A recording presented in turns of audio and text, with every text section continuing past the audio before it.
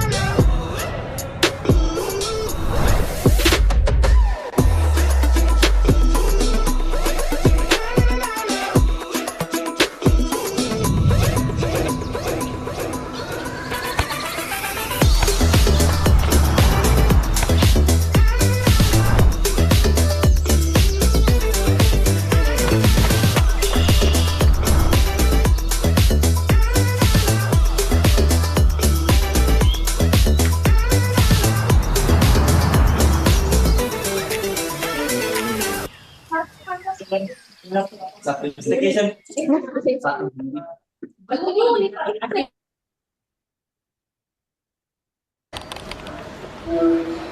Hey Alicia. Hi! What's up? How is it going? So, shall we start our campus searching? Let's get into it. Yeah. Sure. Okay. Best tourism and digital campus in Bali. I found the perfect one for you. Please stand up. But why here? Right. Standing in the heart of world tourism, PIB College was built on 15 hectares of pure green goodness. Goodbye stuffy classroom, hello fresh air. at PIB, Culinary Arts Gastronomy Program, isn't just about cooking. With the top-notch facilities and the help of experienced chef, you will learn all about cooking and baking with the right technique so you can make incredible gourmet food that tastes really good and looks really good, packed with nutrient that makes it excellent. Now let me take you to another side of fun. Hotel Management Program will put you in the heart of hospitality world. You can learn directly from 5-star hotels and industry professionals. You'll learn what it takes to make stays feel like home, make every guest like a VIP, and make sure every little thing is in their perfect state. And for you, the experience maker, Event Management Program, it goes beyond organizing. This is the program where you create epic moments, from brainstorming cool ideas to bringing them into reality. This is the program where you can learn and making experiences that will stay for a lifetime. Next, the Digital Business Program. It's more than just about technology. It's about driving innovation, creating cool trends, and planning your winning strategy. From web designing to digital marketing, the program that gives sharp business ideas and the digital mastery you need to thrive in the tourism and fast-paced digital landscape. In PIB, we embrace the journey of self-discovery and personal growth, diverse range of support, and an uplifting community.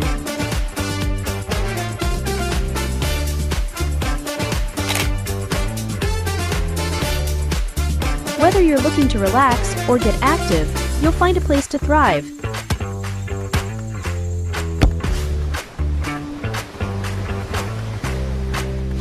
You can even case your opportunities to the dream countries through Global Internship Program. So dream boldly, dare greatly, let your passion be visible. For here in PIB, dreams are made possible.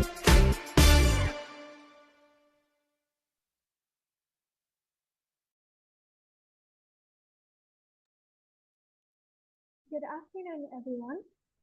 Before we begin the session, we would like to kindly ask everyone to please ensure your microphone is muted during the webinar.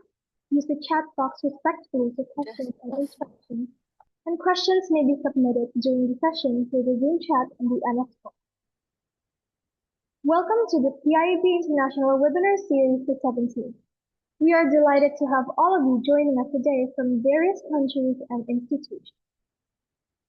Distinguished Director of PIB College, Professor Dr. Insinyur Anastasia Sulistyawati, BAE, MS, MN, MNIC, MH, DPH, PhD, PhD, our Honorable Keynote Speaker, Mr. Ipala Gani, Co-founder and Managing Partner of Impact2 Indonesia, our respected moderator, Ms. Mother Heri Erika Sedana, MTR PAR, MSc, the Director of Partnership and Events of PIB College, our distinguished speakers, Mr. Ricky S. Dewanga, FES, MF, CISA, PMP, as the Second Deputy Chair of PIES and Advisor of Petra Chakra Buana, Professor Kim Chang-won from Keimyung University of South Korea, Kamalova Malika as representative of Professor Nazima Zufarova as her assistant, Mr. Abdul Manaf, the ESG Manager of Prince Bali,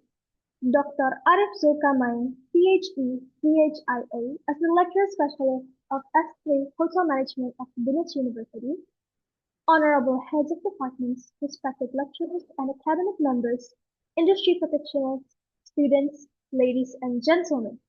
Before you continue, please allow me to introduce myself. My name is Graciela Clarissa Tunglap, and I will be your Master of Ceremony for today's session. On behalf of PIB College, it is my great pleasure to welcome all of you to PIB International Webinar Series 17. Today's webinar carries the theme Future Ready Destination, Artificial Intelligence, Digital Strategies for Regenerative Tourism Development and Responsible Growth. As the tourism industry continues to evolve rapidly, technology and innovation have become essential in shaping smarter, more sustainable, and more responsible destinations. In this webinar, we hope to gain valuable insights on how artificial intelligence and digital strategies can contribute to regenerative tourism development and future-ready destinations. We are truly honored to be joined today by distinguished speakers from Indonesia, South Korea, Uzbekistan, and international industry leaders who will share their expertise and perspectives. Ladies and gentlemen, to begin today's webinar, it is my honor to invite the Director of PIB College, Professor Dr. Insinyur Anastasia Sulistyawati, BAE, MS, MM, MLIS, MH, DTH, PhD, DAG, to deliver the welcoming remarks. To Professor Suli, the time is yours. Thank you, MC. Good afternoon. Om Swastiastu. Assalamualaikum warahmatullahi wabarakatuh. Shalom. Namo Buddhaya. Salam sejahtera bagi kita semua. Rahayu. Distinguished speakers, moderator, colleagues, students, industry practitioners, and participants joining us from many countries. A very warm welcome to PIB 17 International Webinar Series. First of all, allow me to respectfully greet Mr. Italo Gani, Mr. Ricky Dewanga, Professor Nozima Zulfa Ropa, Professor Kim Sang-won, Mr. Abdul Manaf, Dr. Arif Sulkarnain, and also our moderator, Ms. Made Erika Sedana. And of course, all participants from universities, government, tourism industry, communities, and professional organizations. On behalf of PIB College, it is my honor and pleasure to welcome all of you today. Today's theme is very important. Future-ready destination, AI, digital strategies for regenerative tourism development, and responsible growth. Tourism is changing rapidly. Technology is developing faster than ever, while destinations also face environmental pressure over tourism, resource challenges, and changing visitor expectations. Because of that, future tourism cannot only focus on growth. Tourism must also create positive impact for people, communities, culture, and environment. This is why regenerative tourism become important. Artificial intelligence, digital strategies can help destinations become smarter, more inclusive, more adaptive, and more creative. AI can support better planning, better visitor management, better decision-making, and stronger destination competitiveness. But at the same time, technology should always support human values. Innovation should strengthen communities, not distance people from culture, humanity, and sustainability. Therefore, through this webinar, we hope to create a space for dialogue, collaboration, and global knowledge exchange. We hope today's discussion can inspire new ideas, stronger partnership, and practical innovation for future-ready destination. I sincerely thank you all speakers for sharing their valuable experience, international perspective today. Your contribution is very meaningful for education, tourism industry, and future tourism development. To all participants, I hope this session will be insightful, useful, and impactful for your professional journey. Finally, thank you very much indeed for your presence and participation, valuable contribution today. I wish everyone a productive and meaningful webinar session. Om Shanti, Shanti, Shanti Om. Wassalamualaikum warahmatullahi wabarakatuh. Salam sejahtera bagi kita semua. Shalom, Rahayu Rayu. Thank you. Thank you, MC. Thank you very much to Professor Dr. Insinyur Anastasia Sulistyawati for the inspiring welcoming remarks. Ladies and gentlemen, to continue today's session, I would like to invite our moderator, Ms. Madaheri Erika Sedana, MPR, MSc as the Director of Partnership and Events of PIB College, to lead the keynote and panel discussion session. So Ms. Erika, the session is yours. Well, thank you so much, Graciela. So I think we could actually address a virtual applause to one of our best students here, Graciela, who won actually the international debate competition last time with her team on the last International Tourism Leaders Summit. So thank you indeed once again. My name is Erika Sedana. I'm Director of Partnership and Event of PIB College. Ladies and gentlemen, it is indeed a pleasure to host this webinar series.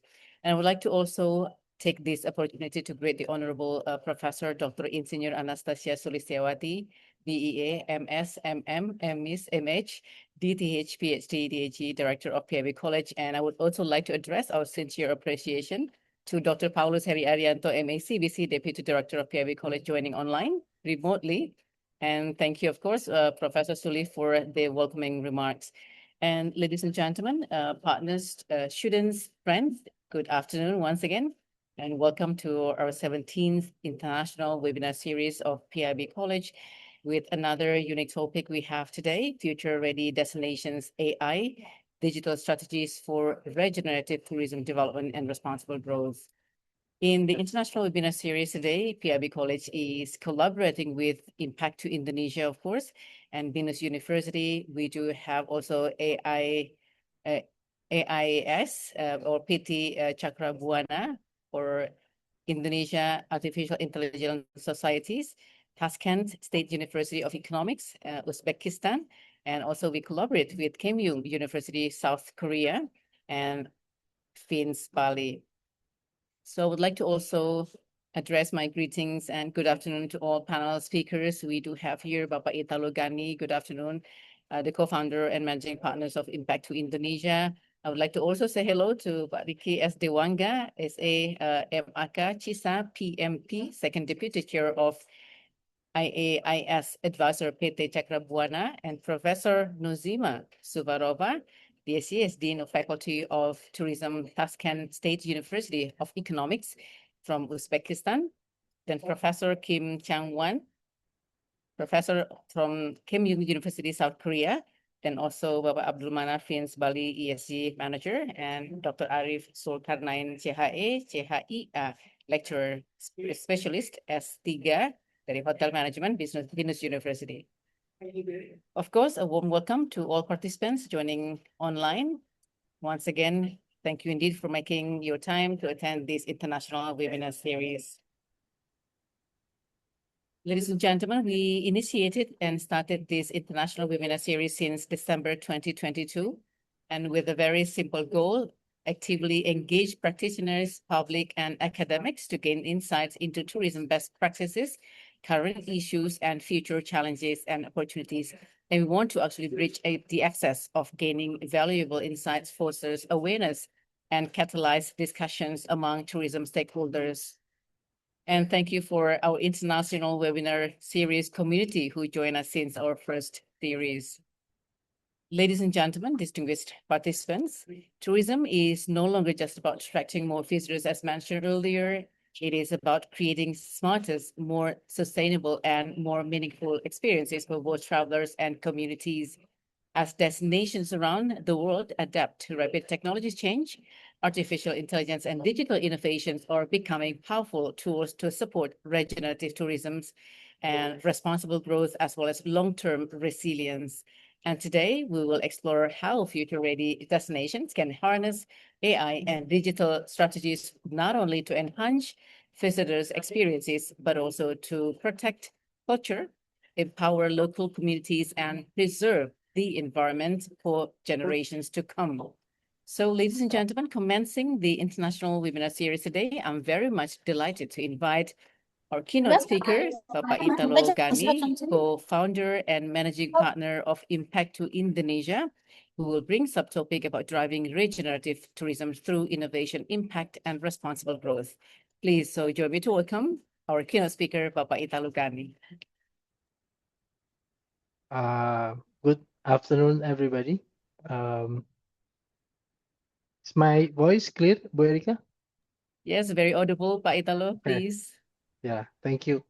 Thank you, Bu Erika, for keep inviting me to this event. Yeah, I'm trying to share more about a technology that can help the tourism industry. So also good afternoon, Professor Sulis, and also the whole PIB team for this invitation. So every time I join this webinar, the Bu Erika always give me very tough topic, yeah, about technologies, yeah. It is my daily life working with technology companies, yeah, and to put how to put technology into tourism is something that is quite challenging.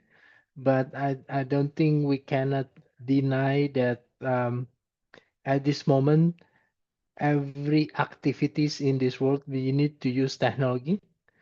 And for example, we used to say there's technology startup, but I think the next 5 to 10 years, there is no technology startup. Any company should be a technology company. Yeah.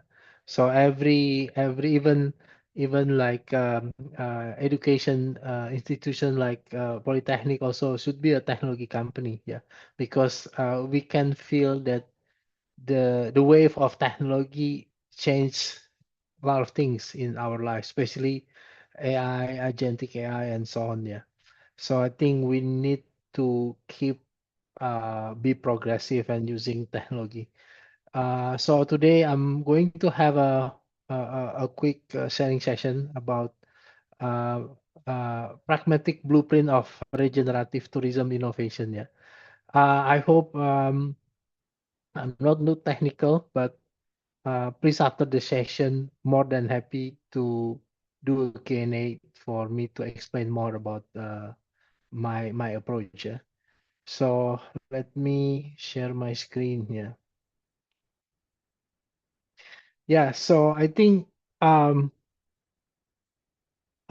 pragmatic technology deployment is something that we need to have, yeah, because at the end, when we deploy a technology, we need to understand also the ecosystem, whether the talent, the infrastructure is ready, yeah.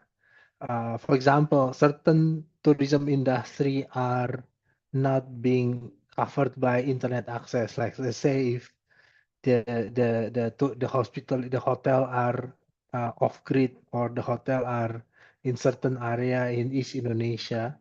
But I think with this satellite internet like what Starlink did, now everything is very doable. Very doable. Yeah. I remember I have a friend who has a live boat in Raja Ampat. For her to access the internet was so hard before the Starlink era, but now with the Starlink era, internet are available almost everywhere and very affordable. Yeah, so that's why he can operate the business remotely from everywhere. From even though when she sailing to certain area like Misol where there is no um, mobile access, but using Starlink. Yeah. So I think, yeah, that's why I strongly believe this technology is very important. Yeah. But I think uh, we also um, we also aware that the global tourism is an under intense environmental and infrastructure pressure. Yeah. Relying on passive attraction without active management is no longer available to strategy for long term. So I think we also experience many top tourism places are over tourism, also resources depletion and also stagnation. Yeah, so that's something that I think we need to really understand that the impact spectrum moving beyond sustainability is something that we need to see. Yeah.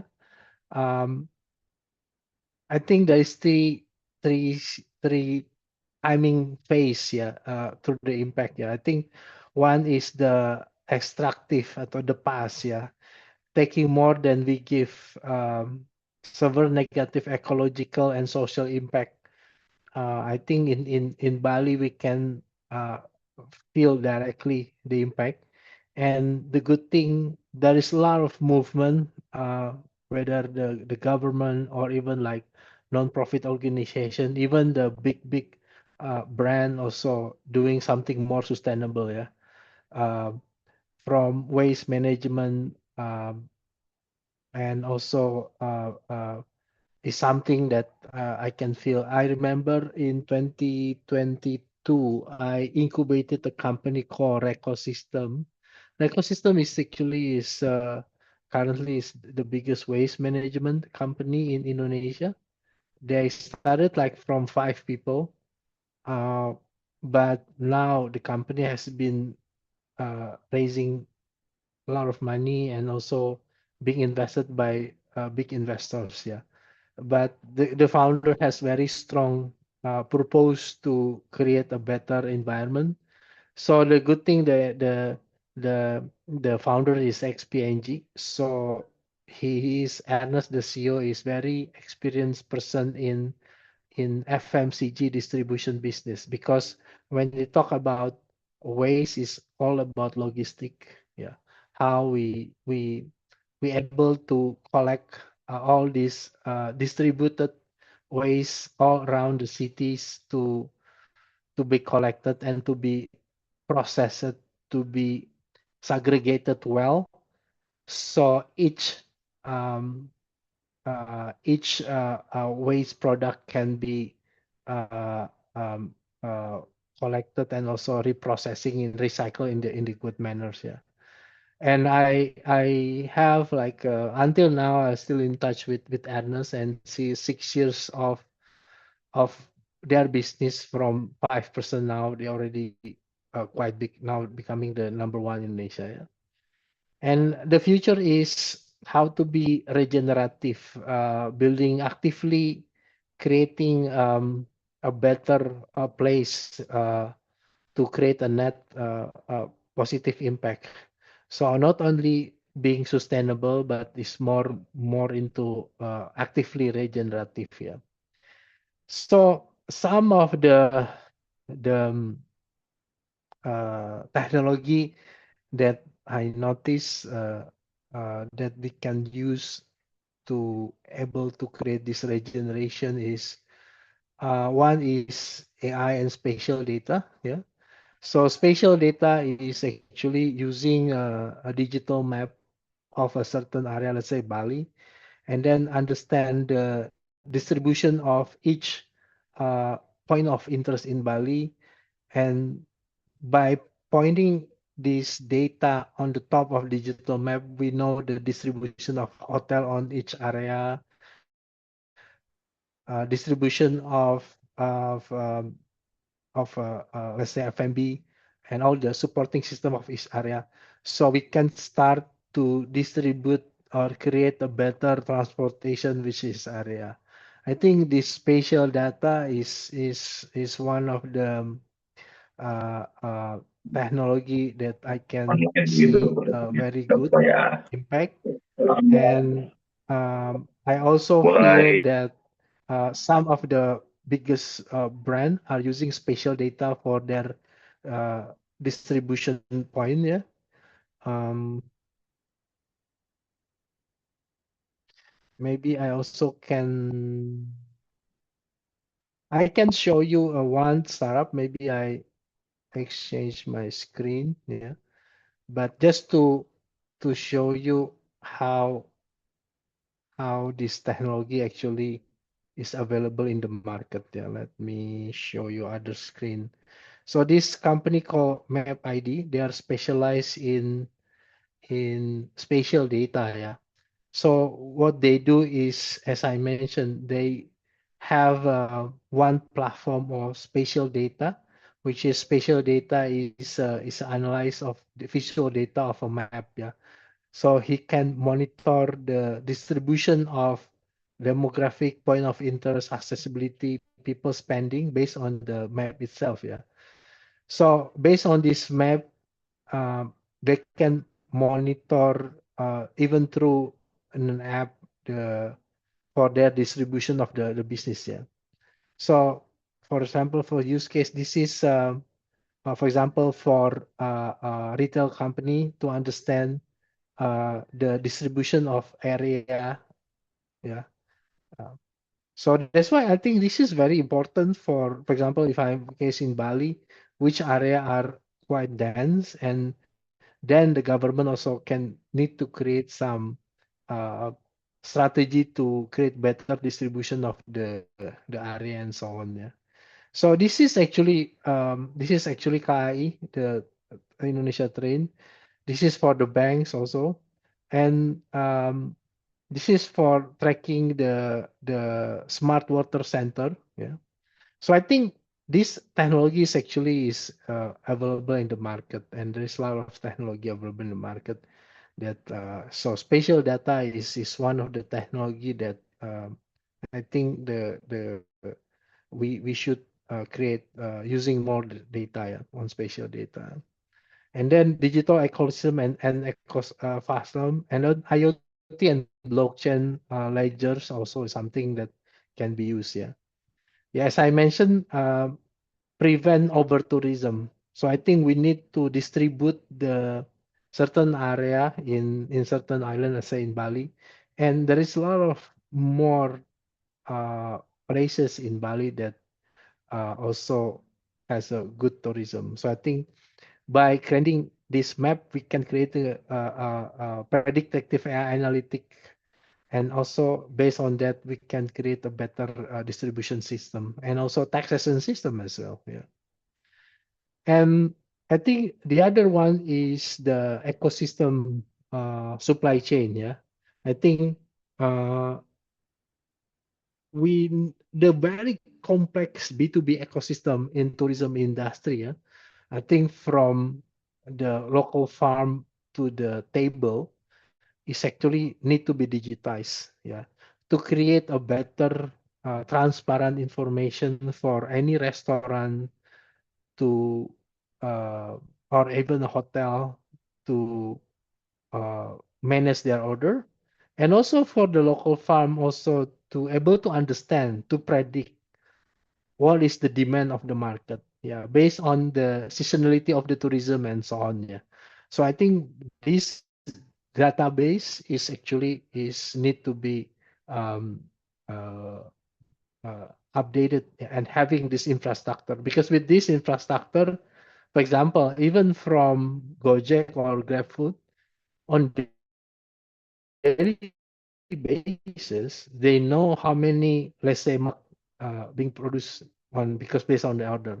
So martabak meaning they understand how many eggs required, and then they also can, if using spatial data, they can understand which area required more eggs than other area. Yeah. So actually, if we have all this data available, we can also predict the demand of certain products. Yeah. If like example, egg in martabak. Yeah. And I think more advanced is using IoT sensor or blockchain for conservation. I think this is actually quite advanced, but actually very doable to create IoT sensors for conservation. Yeah. Many IoT sensors in Indonesia being used for manufacturing to monitor their machine performance. But at the end is the same concept. The IT sensor can also being placed in certain area in the ocean or conservation to monitor the performance. Yeah.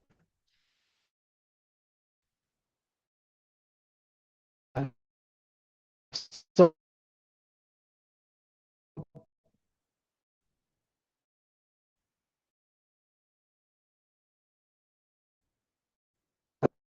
I think with creation of digital, uh, uh, we get more sustainable tourism. Yeah. So I think at hospital is about the ecology and also the hospitality and the technology. The engineer, I would say. So he's a professional who seamlessly integrated digital innovation with human-centric service to ensure human joys directly fund environmental and social healing.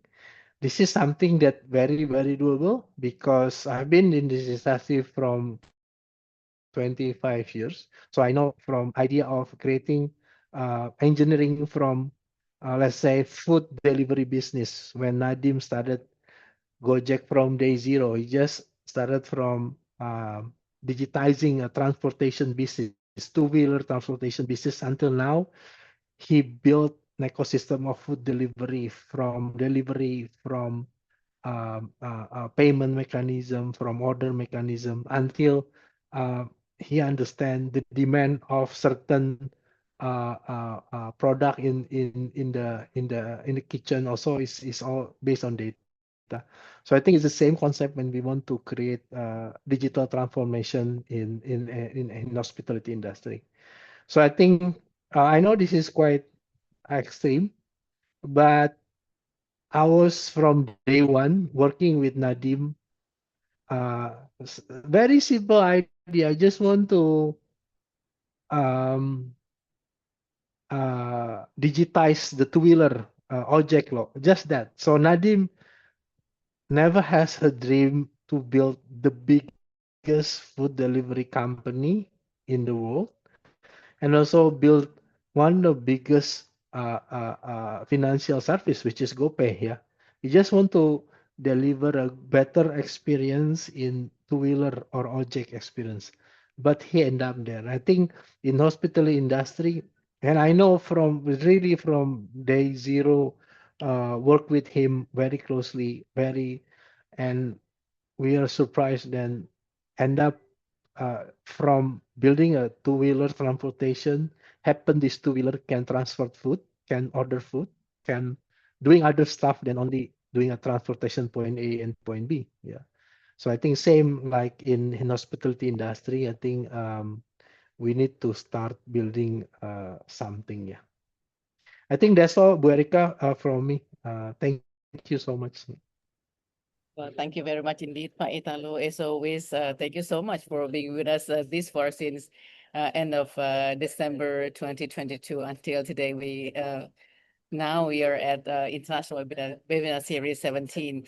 So, Pak Italo, ladies and gentlemen, close the keynote with "Don't just adapt to the future, but engineer it." It's really a strong statement. So we also heard earlier that Pak Italo sharing about highlighted also every act in this work need technology, and also every event, including education institution, should also be a tech company. And we could feel the wave of technology, which change our life a lot. So just be progressive in using technologies. There's a lot to cover, of course. And also our keynote speakers mentioned one of very important points here: relying on passive attractions without active management is no longer a viable strategy for long-term destinations quality. And we stand at a critical inflection point, which is very essential to also highlight that. So thank you indeed once again, Pak Italo. I would like now to move on to the next speaker, which is the first speaker we have on the panel. Then I would now invite our speaker. He is actually the second deputy chair of Indonesia AI Society Advisor of PT Cakrabuana, with subtopic building future-ready tourism ecosystem through AI and digital transformation. So please join me to welcome our speaker, Bapak Riki S. Dewangga, SAAKT MAK, CISA PMP.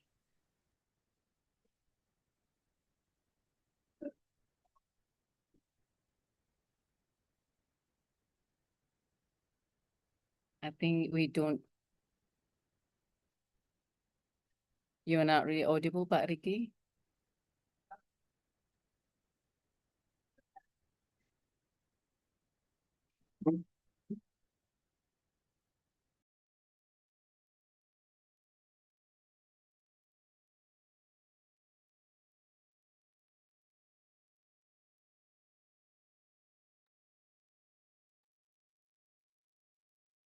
Pak Ricky, once again, you are not audible.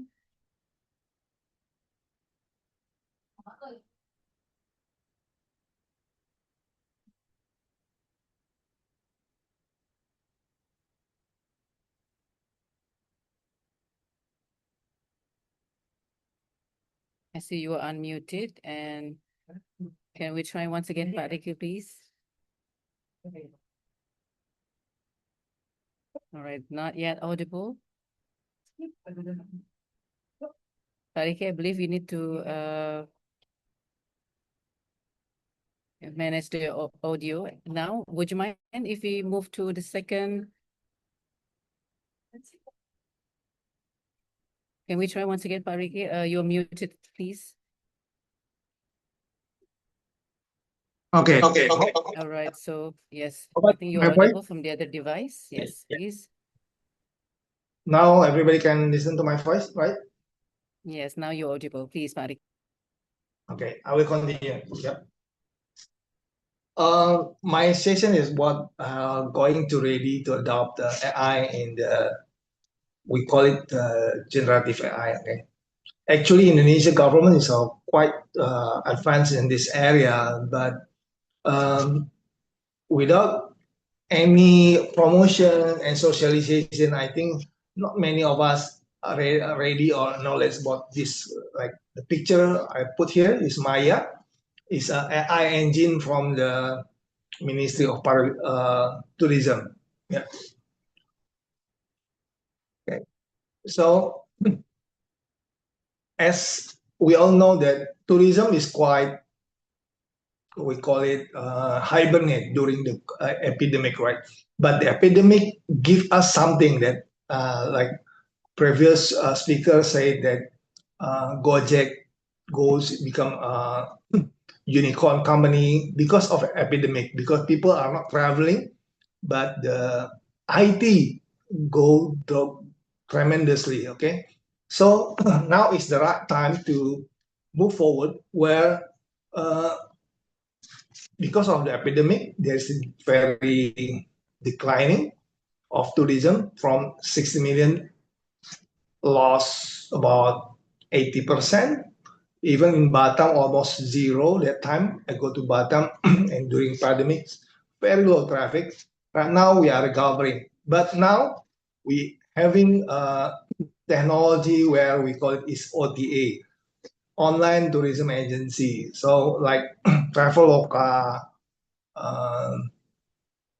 Ticket.com, and all payment gateway is moving forward using this technology. Therefore, in tourism industry, every player should be ready for this. Without adopting this technology, it will be left behind. Because tourism, as we are well known, is one of the pillars of economy in several countries. I believe in Bali especially is very number one contribution in the economic growth in Bali. Therefore, for the wing forward, we have to use this AI and technology to our daily life. How to make this enable? Indonesia have a very huge expectation on this tourism. The index human capital will bring to 0.5 and then boosting employment. Indonesia is famous of, we call it non-formal industry like UMKM, kaki lima, street hawkers that contribute quite significant. For example, if you well known the pecel lele in Bekasi, in daily they consume around 2,000 to 5,000 kilogram per day. Jakarta, Bekasi. So the consumption of this industry from culinary, from food market, street hawker in Indonesia is very big. Now they are starting to adopt QRIS as the payment gateway. It's one of the source of data that's very important in this digital era. So moving forward, technology that can be used is to sustainable tourism. If we want to make a sustainable producer, which means we're starting to thinking how to and retail, hotel, restaurant, cafe, start thinking of to the supplier or to all the cycle from the producer, from the farming, from the manufacturer until the after end of life of the recycling. Hotel will use a lot of chemical for the linen, for samples, and all the packaging that Gojek deliver to their customer is wrapping. So it will be a very huge waste handling should be chattered in this area. And using AI, we have to create a very efficient supply chain from the sources until delivery to the end customer. Indonesia is one of the biggest market penetration used for the mobile users. And in every year, any mobile phone brand will enter Indonesian market. This boosts technology adoption where people will use this mobile application, especially for the holiday and business traveling. Previously, our office, for example, is using one or two travel agent to handle our traveling. Right now, we just use one account in one of the famous OTA, ticket.com, and all the ticket, hotel, traveling business handled in one application. So moving forward, if one hotel in Indonesia doesn't recognize or doesn't update this connection, they will left behind. As I have previously mentioned, Indonesian government also have Maya. Maybe after this, you can try to check whether basically it's a good application, but because it's not as famous as Ticket.com and other applications like Traveloka and other travel assistant, no, almost market penetration of this Maya application is quite limited. Even myself haven't used it. So right now, the biggest data source is on a Kris. Kris right now have a total transaction 6 billion up to 8 billion per year. And this is including all small transactions up to biggest transaction. So if this Kris data is openly available to public, we can learn so many things with this data. Yeah. So eventually, although when I'm traveling, even in Java, in the several gas stations in North Java, still doesn't have EDZ and Kris acceptance. Even they don't accept transfer. It's quite ridiculous in Java. They still expect people to pay cash. But yes, it's there. But I believe moving forward, I'm expecting all hotel, restaurant, even the street hawker, especially in a big city, will accept Kris. With this information, we can create data analytic in more precise and very benefit for our decision making. So yes, AI should be used, but we have to consider where the data source. So yes, the benefit, everybody know that AI will make hotel, for example, room reservation, ticketing, everything modeling using this available model using AI will make our decision making is very good. But there is a challenges. First, investment, and second is human capital skill to use AI. Many of us have all this facility in their handphone. They use Gemini, Siri, Copilot, but even in my class in the university student, they cannot optimize these AI tools in their handphone to make their life easier. And I will stress out about the cybersecurity. All this data will make our data transparent online. So imagine if you making a transaction in Traveloka, suddenly when you open Lazada, all the advertisement will be similar what happened. So I believe our data is getting collected by those online platforms. So please also be bear in your mind that easiness, user-friendly, will bring also a risk in cybersecurity. Please protect your data and your business when you are connected to the online services. Online services like Maya, if you try to connect, they will collecting all your communication in the browser. But yes, from the operator of hotel tourism, it will reduce from this workload. You can create 24/7 response and all things that should be previously only have by the biggest hotel. Right now, small hotels can have 24/7 assistant services. This is the examples of the result when you communicate with Maya, then you personalize your traveling, and then the AI can suggest you what kind of traveling program holiday in Bali, for example. So yes, it will be very benefit for us. So benchmark the successful implementation, Ritz-Carlton, 20% faster cleaning service in Ritz-Carlton because they know when the customer will leave the car, leave the room, when the next customer will coming and everything so on. Because they already have AI in place, they can create a working program for the housekeeping in better way. Yep. Pricing, for example, because we already know how the pattern of our customer in our restaurant, in our hotel, then we can create a very competitive pricing during low season, high season, and so on and so forth. Yeah.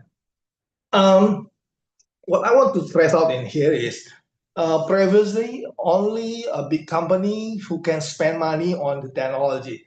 Right now, because we have pay per transaction services, pay per processing services, it will reduce the cost of this. The red line is the reduce of the IT cost per transaction. Meanwhile, because of we are using a very adaptable, easy to use IT, when, for example, we can create a program without knowing the coding, the benefit will goes increase tremendously. The data is just a hypothetical illustration, just for us to get the idea.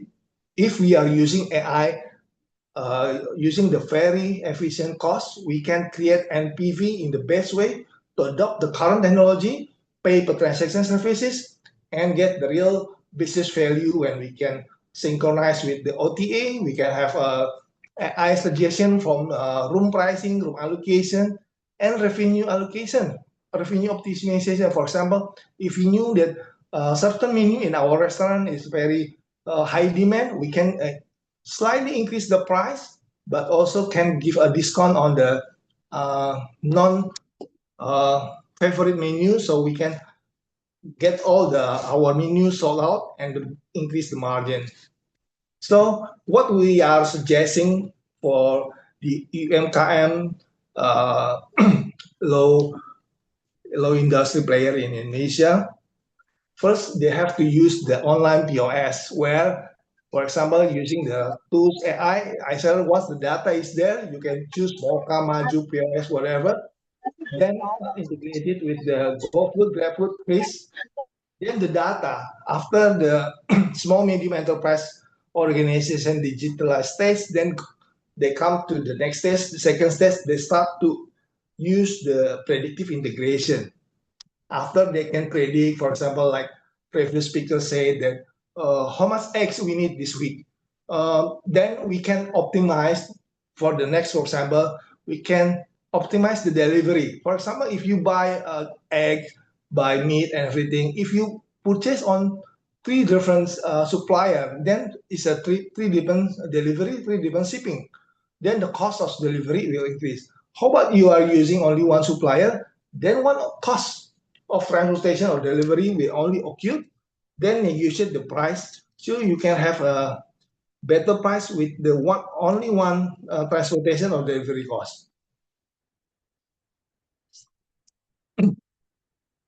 Okay. For the automation, will create a very good analytic for us. Like I mentioned previously, initially, first stage is data collection, then automatic analysis, then accurate reporting. One of these example that I mentioned here, the ESB Online is one of provider. They guarantee 98%. So although AI is creating or make your life easier for creating report and analytic, please remember it is a software that might still error. In my own experience, I still have minor or error in calculation, even in a simple calculation like sum or totaling. Okay, so yes, a lot of UMKM in Indonesia already adopting, like example like Bukit Amas, Cafe Parepare, and other cities, especially in Jakarta.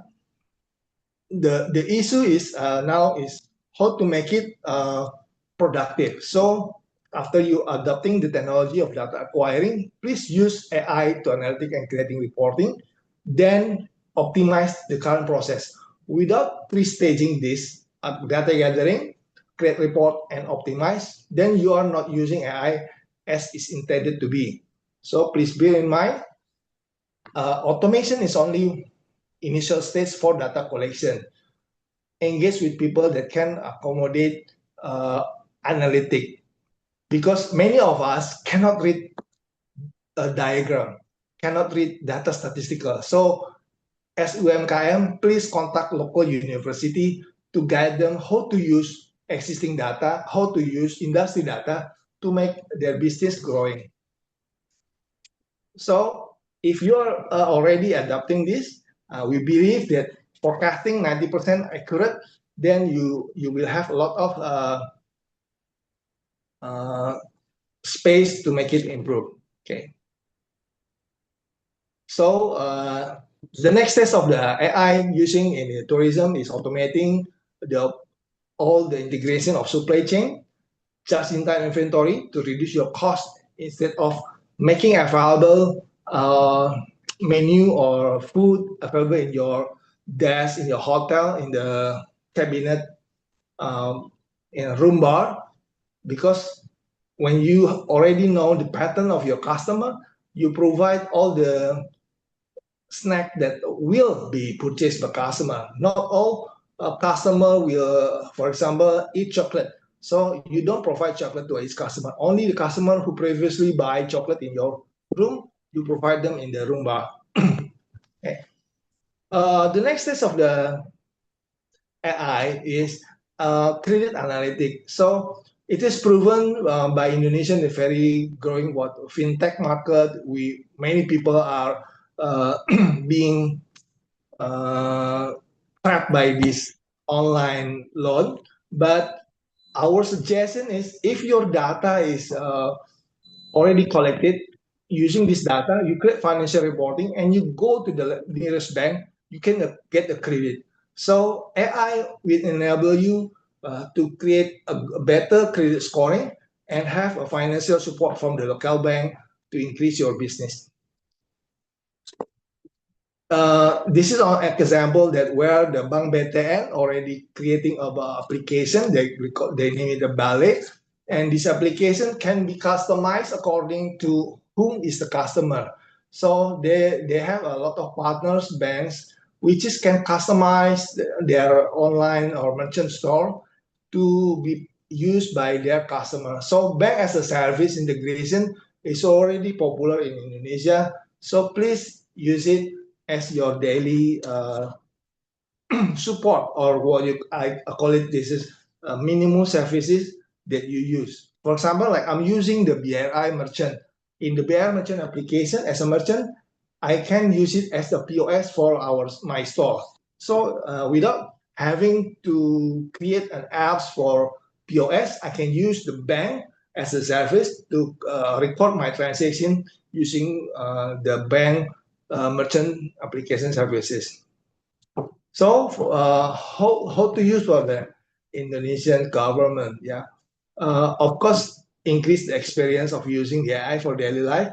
Then we can personalize it, and after that, we can moving forward to make a sustainable end-to-end tourism industry. Where right now, I don't think we have this as a daily practice, but hopefully when all this data integrated and available for public, we can create a model for Indonesian as a whole, and government can create a pattern, for example, for the low season, they reduce the tax. So we can streamline all the process. So for a certain industry, a certain tourism destination, they will have a fixed or flat visitor because there is some subsidies from the government from tax or VAT subsidies, whatever.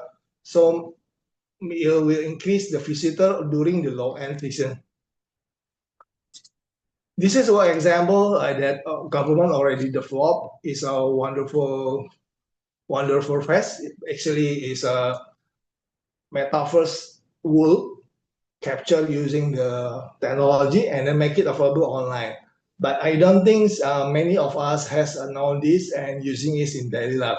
Actually, it's quite fun. You can go to the Wonder Real, Wonder Goods, Wonder Fun, and so on and so forth. So yeah,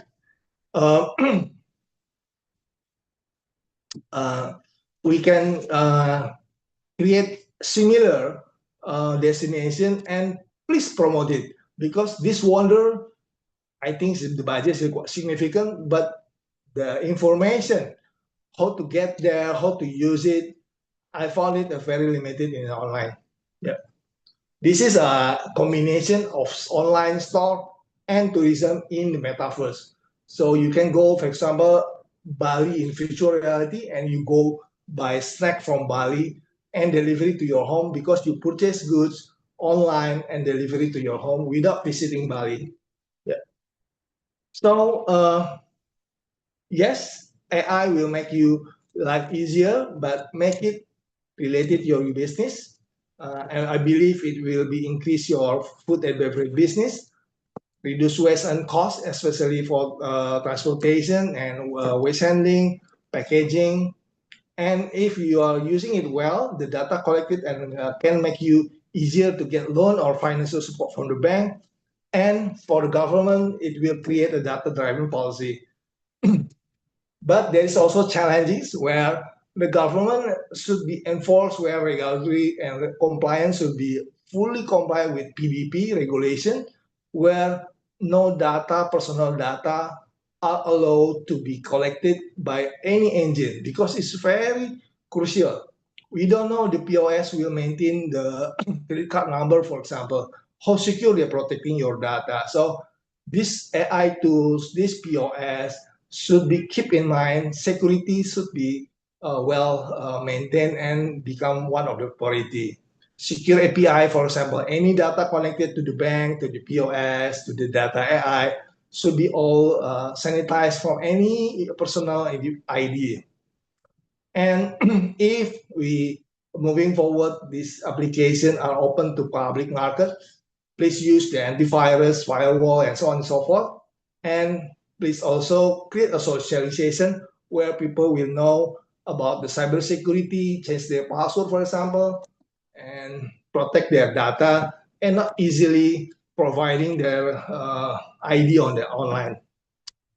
Okay, I think this is my last slide where we, in this era to adopting the AI in tourism industry, we are expecting to have a strong government private sector orchestration. We prioritize how human capital people are learn to use AI in more secure manner, how to optimize it, and make it very useful for the business.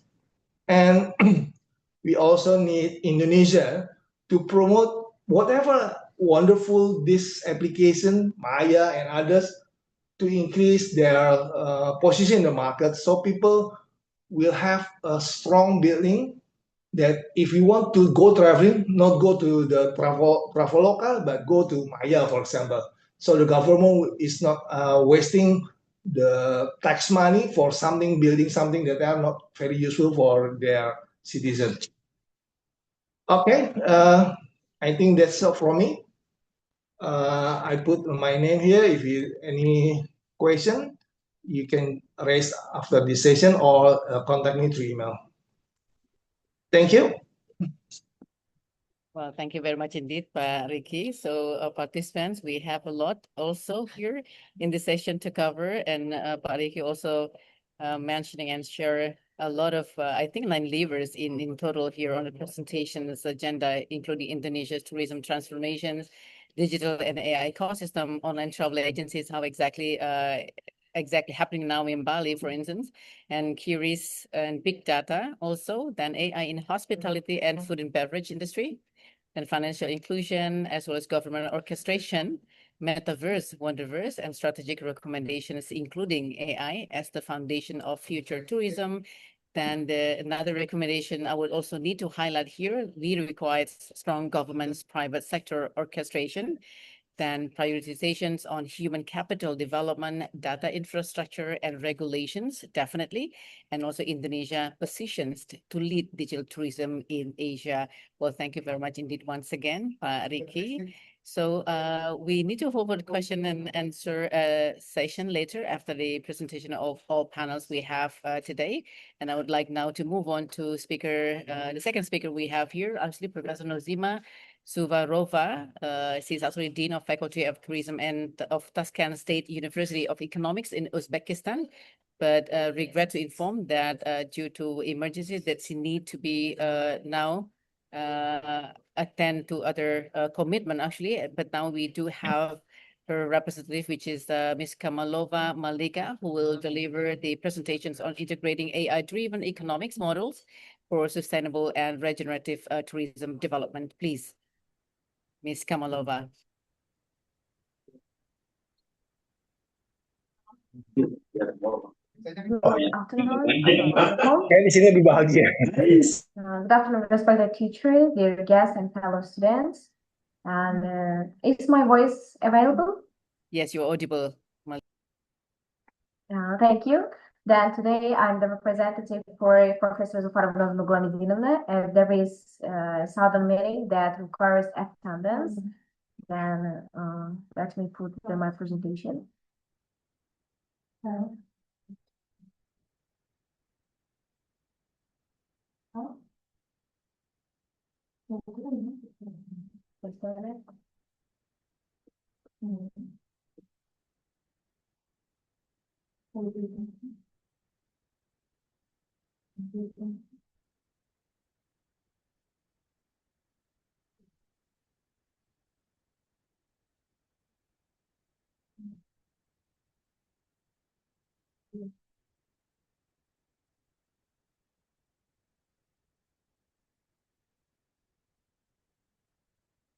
I can put it.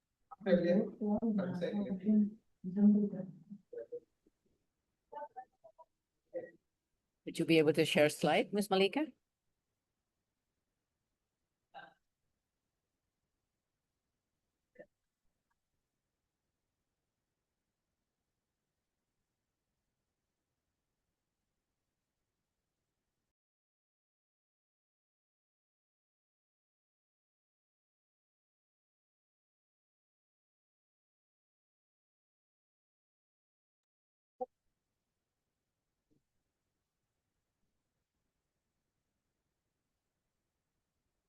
I just want to ensure that Ms. Malika is now the co-host to share slides.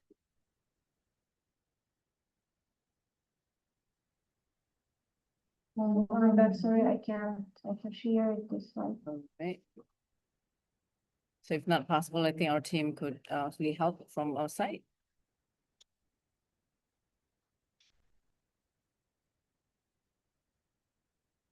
Right, Ms. Malika, I think my team actually will be able to share your slides, so then we will help, we will support you on this one.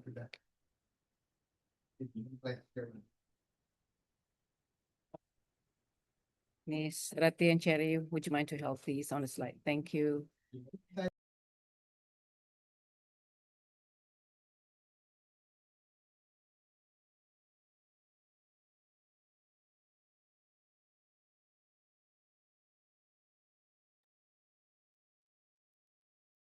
Very good. It's good. Yes, please, Ms. Malik. Okay, sorry for that. Then I'm very pleased to present my topic entitled AI and digital technologies in tourism. These tourists expect convenience, speed, personalization, and digital accessibility. Because of this, tourism businesses and destinations are actively integrating AI and digital technologies into their operations. And in this presentation, I will explain about the concept of artificial intelligence, digital transformation in tourism, AI applications, cultural heritage innovation, smart tourism trends, and also the future of tourism development in Uzbekistan and Karachi, Pakistan.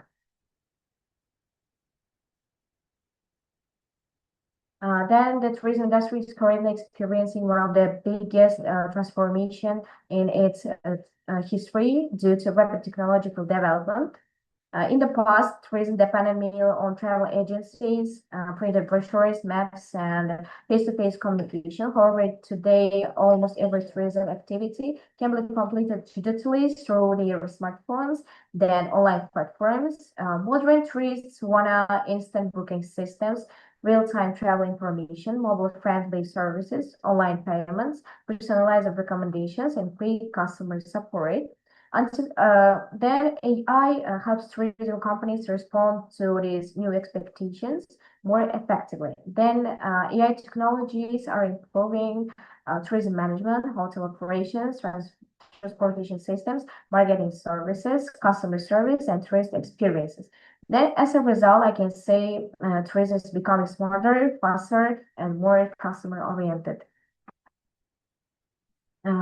First of all, let's understand what artificial intelligence actually means.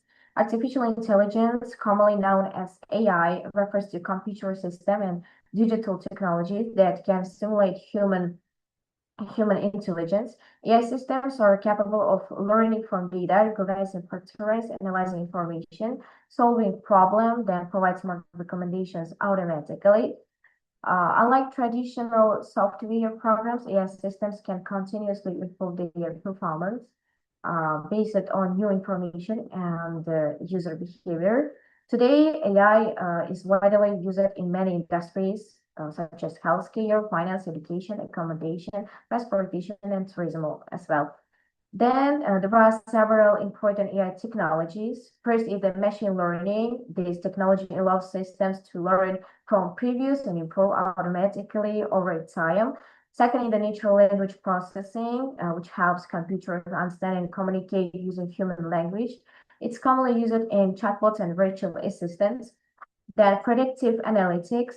AI can analyze past behavior and predict future customer preferences or travel trends.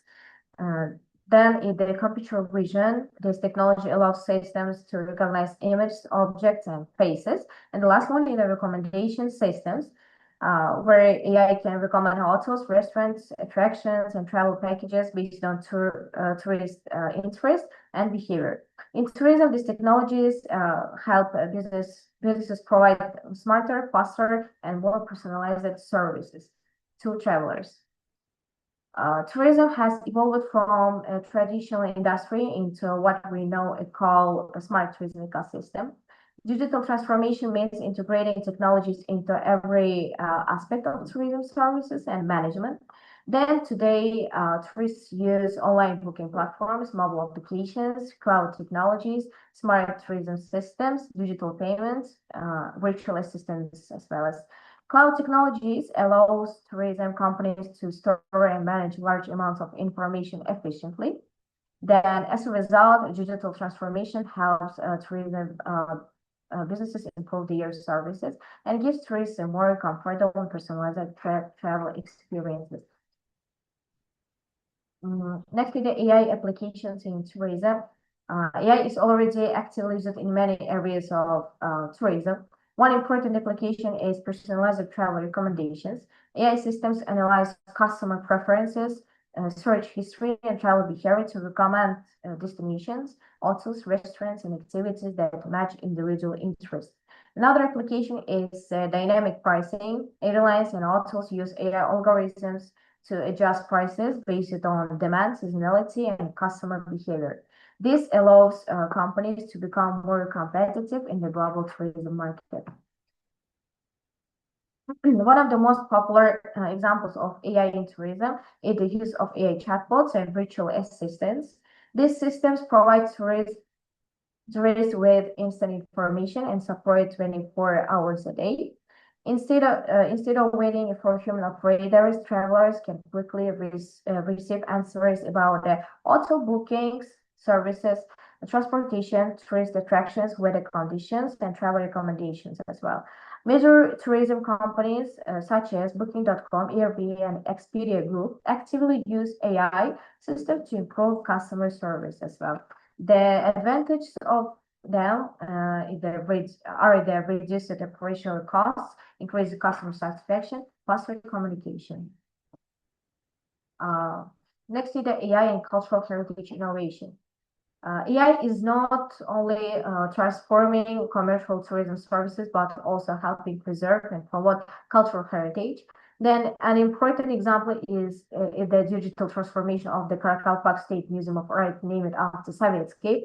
This museum contains valuable collection of art, history, and cultural heritage. Then the modern digital projects are the AI-supported museum presentations, virtual exhibitions, interactive tourism content, YouTube video production, multilingual digital information, and international online marketing strategies as well. Then you can watch it from this presentation.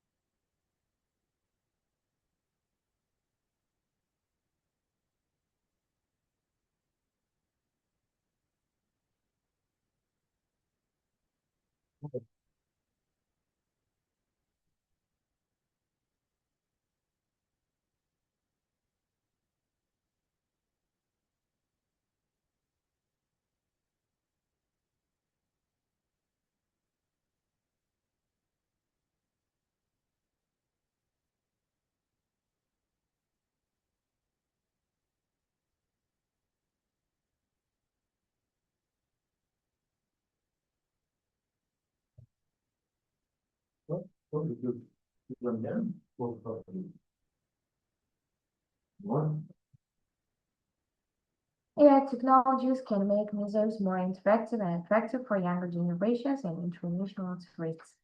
Then another important and interesting tourism destination in Karakoram, Pakistan is the Mizdahkan necropolis.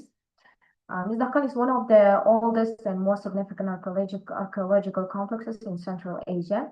It's located in near Kocaeli, approximately 40 minutes from Nufus, and covers around 200 hectares. The site contains ancient burials that date back more than 2,400 years, while some of the latest burials belong to the 14th century. For many centuries, Mazdakan has been considered like a sacred pilgrimage site, a spiritual sanctuary, and a place connected with mystery and legends. Today, it remains one of the most important cultural heritage attractions in Karakoram, Pakistan, and has significant tourism potential. And you can watch it, which led by the AI.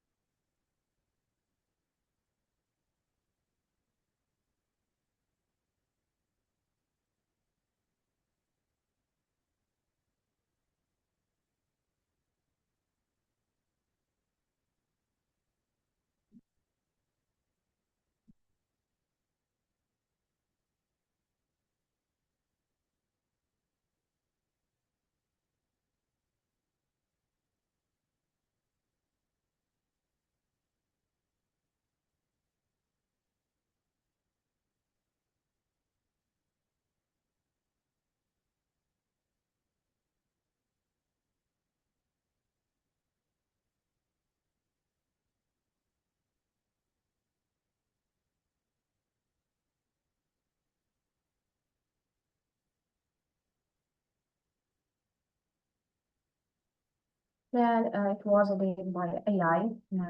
It was the famous for its legends and spiritual traditions. News.com. One of the most well-known legends is related to the world clock and doomsday log. According to the legend, here one brick falls from the sacred wall every year. Then, when the final brick falls, the wall will end. Pilgrims traditionally collect stones, place them near the sacred area, and pray for protection and salvation. Today, AI and digital storytelling technologies can help present these legends in more engaging ways. An example, visual reality experiences, interactive videos, AI narration, augmented reality, and digital museum presentations can make historical legends more attractive and understandable for international tourists as well. Digital storytelling allows cultural heritage to become more interactive, emotional, and memorable. Next, there are advantages, benefits, and challenges of AI technologies. AI provides many important advantages for tourism development. Then the main benefits are personalized advertising, social media analytics, consumer segmentation, predictive behavior analysis, and automated marketing campaigns. AI is also revolutionizing tourism marketing. Then there are more modern advantages of AI technologies. Improved tourist experiences, faster service delivery, operational efficiency, reduced costs, better resource management, and higher competitiveness. As a result, tourism businesses can communicate with target audience more effectively. Then these AI technologies also has the challenges as well. There are cybersecurity threats, data privacy concerns, high investment costs, technological dependence, the ethical issues, and the last one is workforce adaptation. Therefore, it's important to ensure that technology complements human interaction rather than replacing it completely.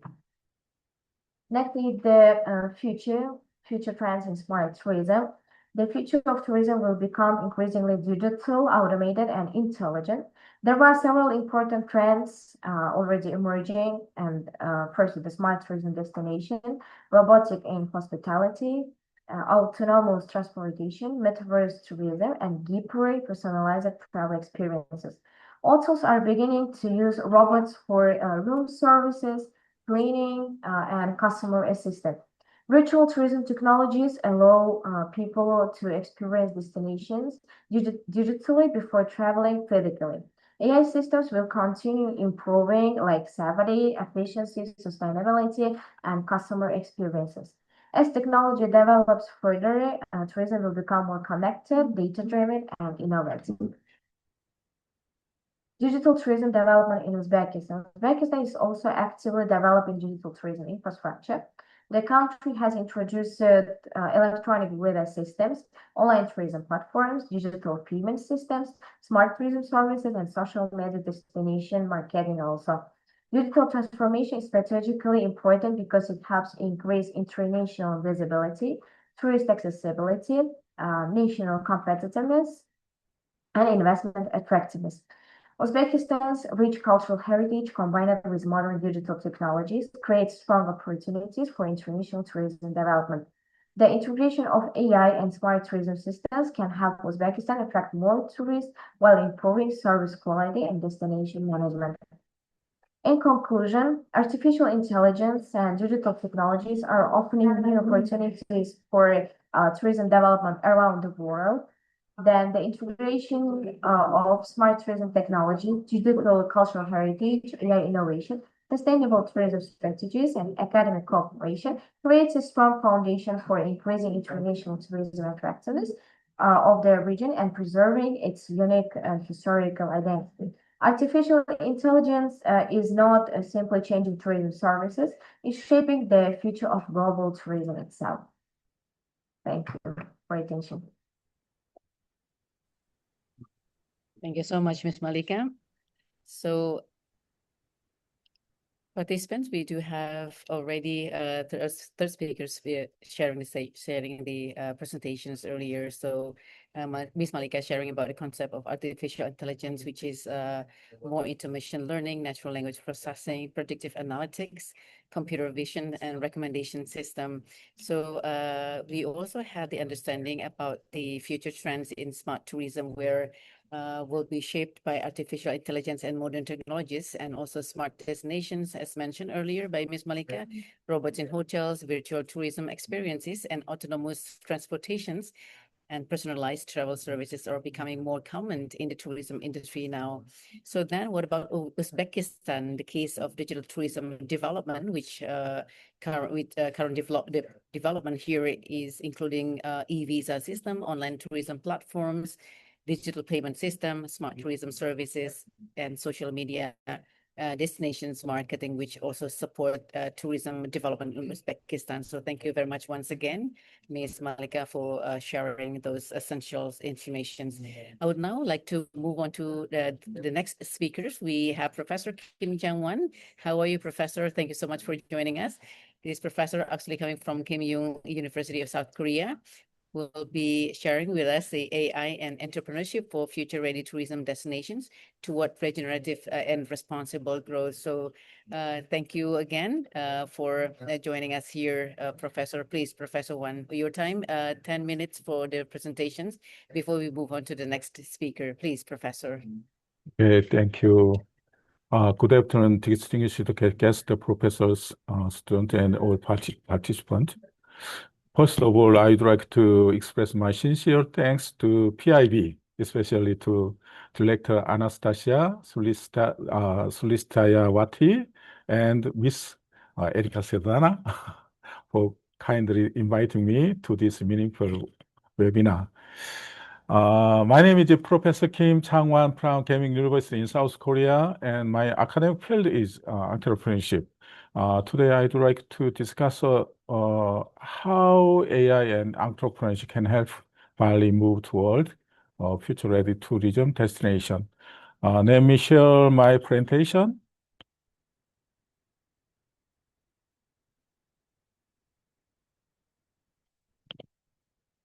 Okay.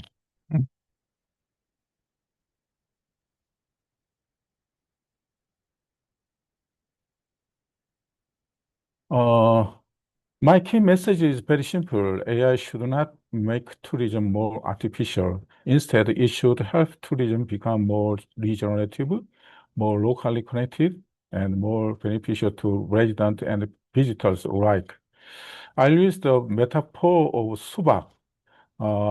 It is Bali's traditional water management system to explain how digital intelligence can help distribute tourism flows, reduce pressure, and create new entrepreneurial opportunities. Before discussing AI and tourism, let me first share why Bali and PIB are personally meaningful to this topic. I begin with one core question. How can AI-based entrepreneurship become a sustainable growth engine for Bali tourism?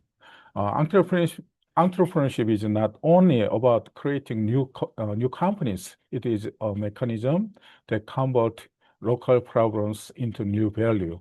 When local issues such as congestion, waste, cultural disconnection, and uneven visitor distribution are interpreted as entrepreneurial opportunity, they can become the basis for new service platforms and community-based ventures.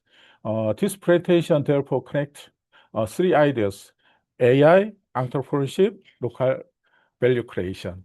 To explore this question, let us first look at the current pressure facing Bali's tourism industry. Bali's tourism industry is an extremely powerful economic engine, but it also produces significant environmental and social pressure. According to BPS Bali, accommodation and food service activities account for more than 22% of Bali's economy. If we include related sectors such as transportation, retail, culture, leisure, and local service, Bali's broader economic dependence on tourism is often estimated at around up to 70%. During my visit to Bali in February this year, I was deeply impressed by the island natural beauty, cultural heritage, hospitality, and creative local economy. At the same time, I could also see the tourism growth create pressures related to waste, congestions, environmental quality, and uneven visitor distribution.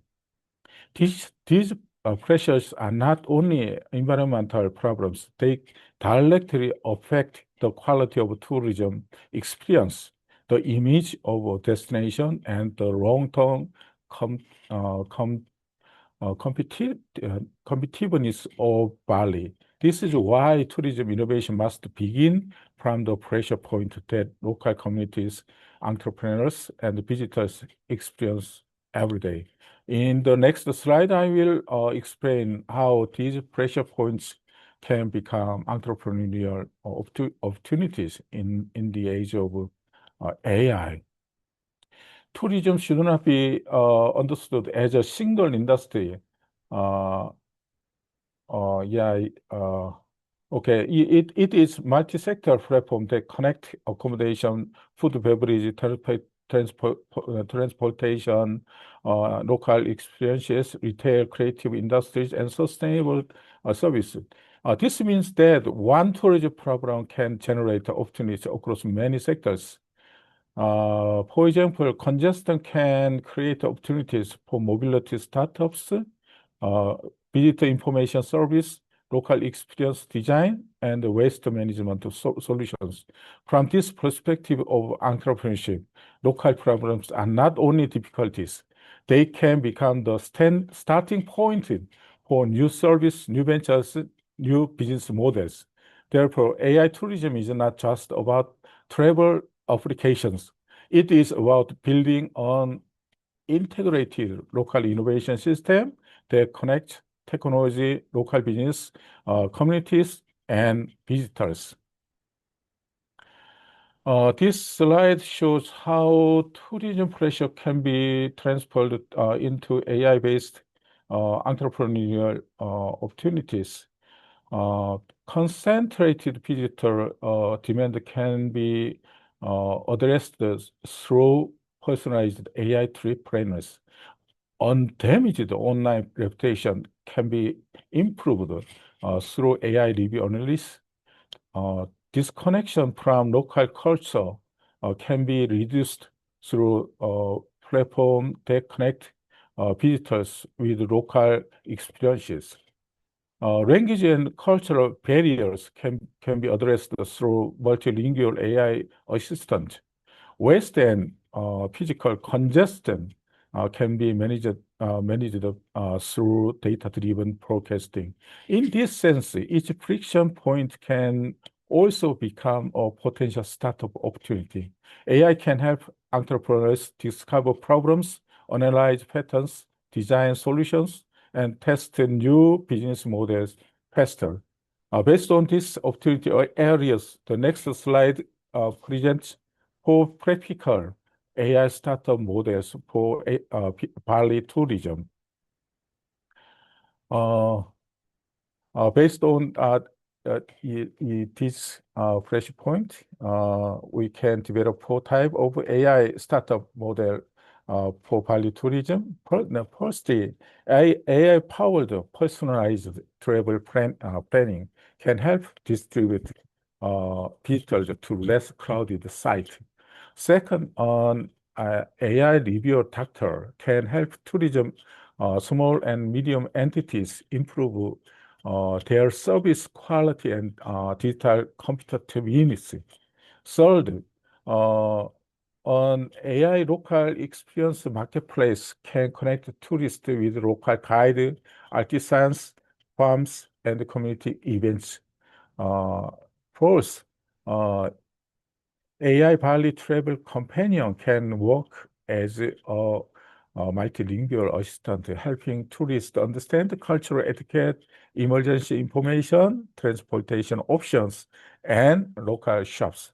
These models are not only digital business, they are also mechanism for improving local income, supporting small tourism business, and reducing pressure on overused tourism zones. To explain this idea more conceptually, I would like to introduce the metaphor of digital 수박. Here I would like to introduce the idea of AI as a digital 수박. 수박 is Bali's traditional community-based water management system. It distributes water across the right terrace so that resources are shared, balanced, and sustained. In the same way, digital technology can help distribute tourism flows across different places, times, and communities. AI can forecast visitor density, recommend alternative destinations, manage waste logistics, and coordinate transportation. In this sense, AI can become a coordination mechanism for the tourism ecosystem. The goal is not simply to increase tourist numbers. The goal is to route tourism pressure into regenerative value, just as 수박 route water into agricultural sustainability. This idea of distributing pressure and value can also be extended to Bali's urban regeneration. In Bali, tourism is closely connected to street mobility, water, waste systems, public spaces, local markets, and cultural districts. When AI is connected to urban regeneration, tourism districts can become cleaner, smarter, more inclusive, and more resilient. AI can support smart waste district, improve visitor flow and mobility, revitalize local street and night markets, and monitor climate-related risks such as heat, flooding, water pressure, and energy use. In this sense, AI-enabled urban regeneration can create new startup markets while improving the quality of life for both residents and visitors. Ultimately, these AI solutions should lead us to rethink what kind of tourism growth Bali should pursue. The objective is not simply to attract more tourists. The more important objective is to create more local value per visitor.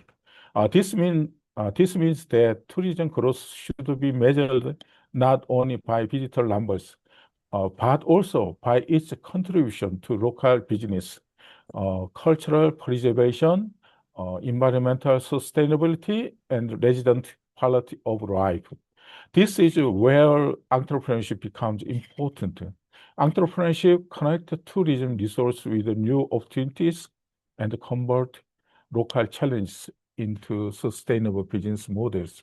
To make this vision practical, we need an action agenda that connects data, startups, and real-world experimentation. To move from vision to action, I propose a three-layer agenda. First layer, Bali needs a local tourism data platform that integrates visit flow, mobility, waste, service quality, and local business information.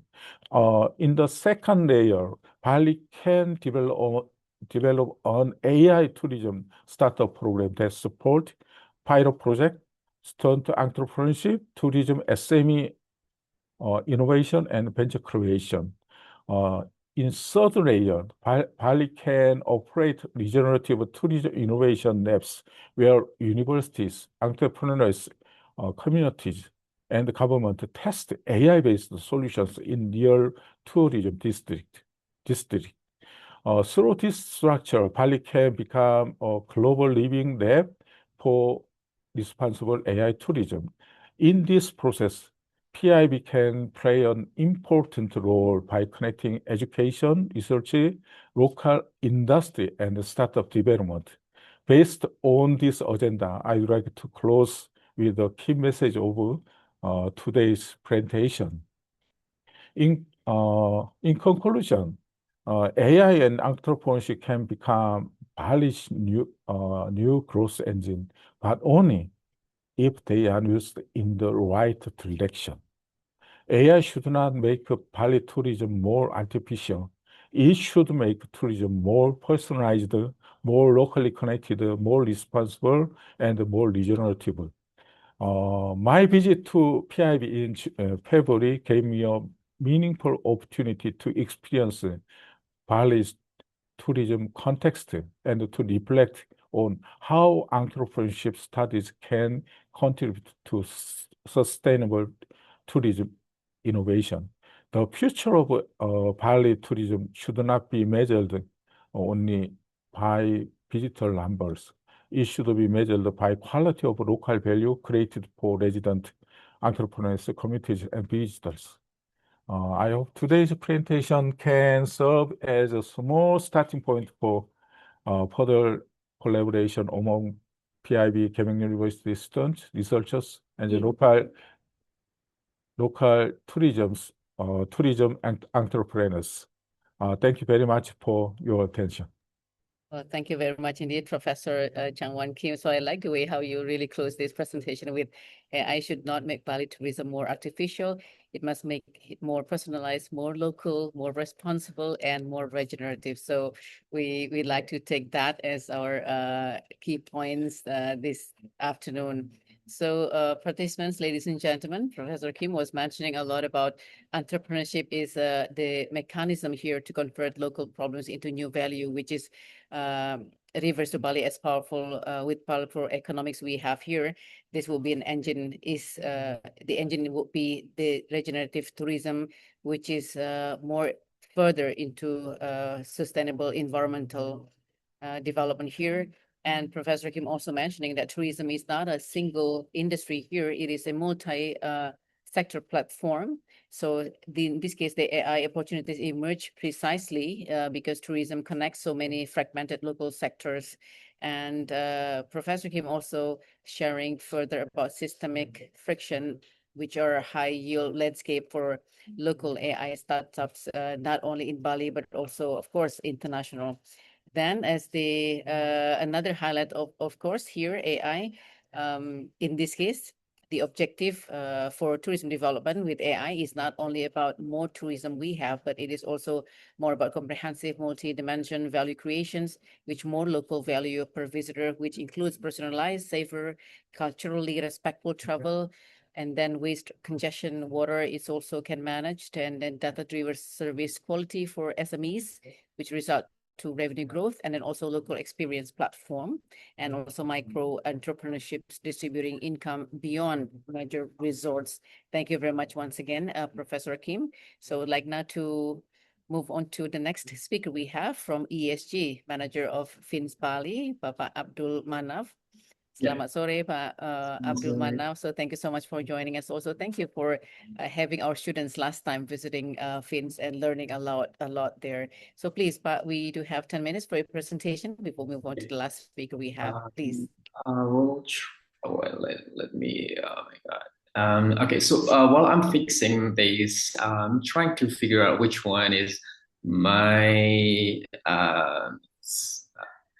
because of it's a bit, I have a bit technical problems right now, but my name is Manaf. I am ESG Manager of Fins. I've been working for Fins for about, I think now it's 3 years. Before, I'm sort of working in the Netherlands and pursuing my degree, or master's degree. Wait a minute. There is some things I need to fix for now. Let me open it. Yeah, so thank you so much. I think Professor Kim, you gave us sort of like, your presentation is really tied with my presentations about ESG in tourism industry. But let me try, because it seems like I cannot open my, I cannot share my screen. Can I check to Rati, please? Would you be able to open the access for the screen sharing? Yeah, I do have access, but it seems like the systems didn't allow me. I'm trying to open with my other laptop. I have 2 laptops right now, just in case. But wait a minute, I think it's gonna work.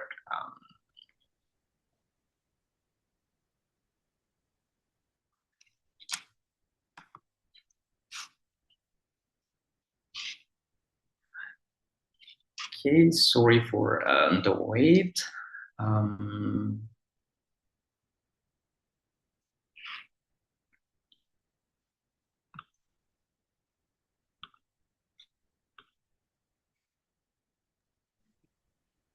Would you be able to share slide, Manaf?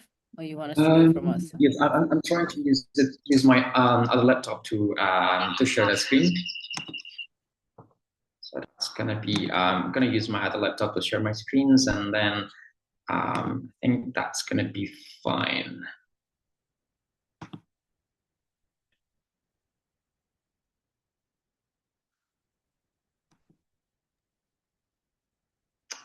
Okay, I think this could work.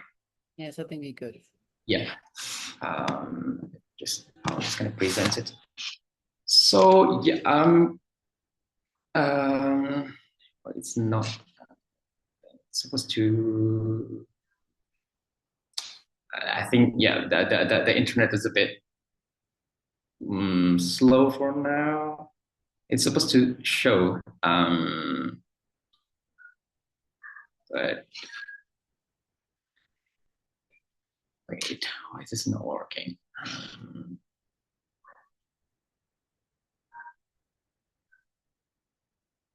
Yeah, can you see my screens now, or is Yes, still? it's visible actually, Pak Manaf. Yeah. Okay.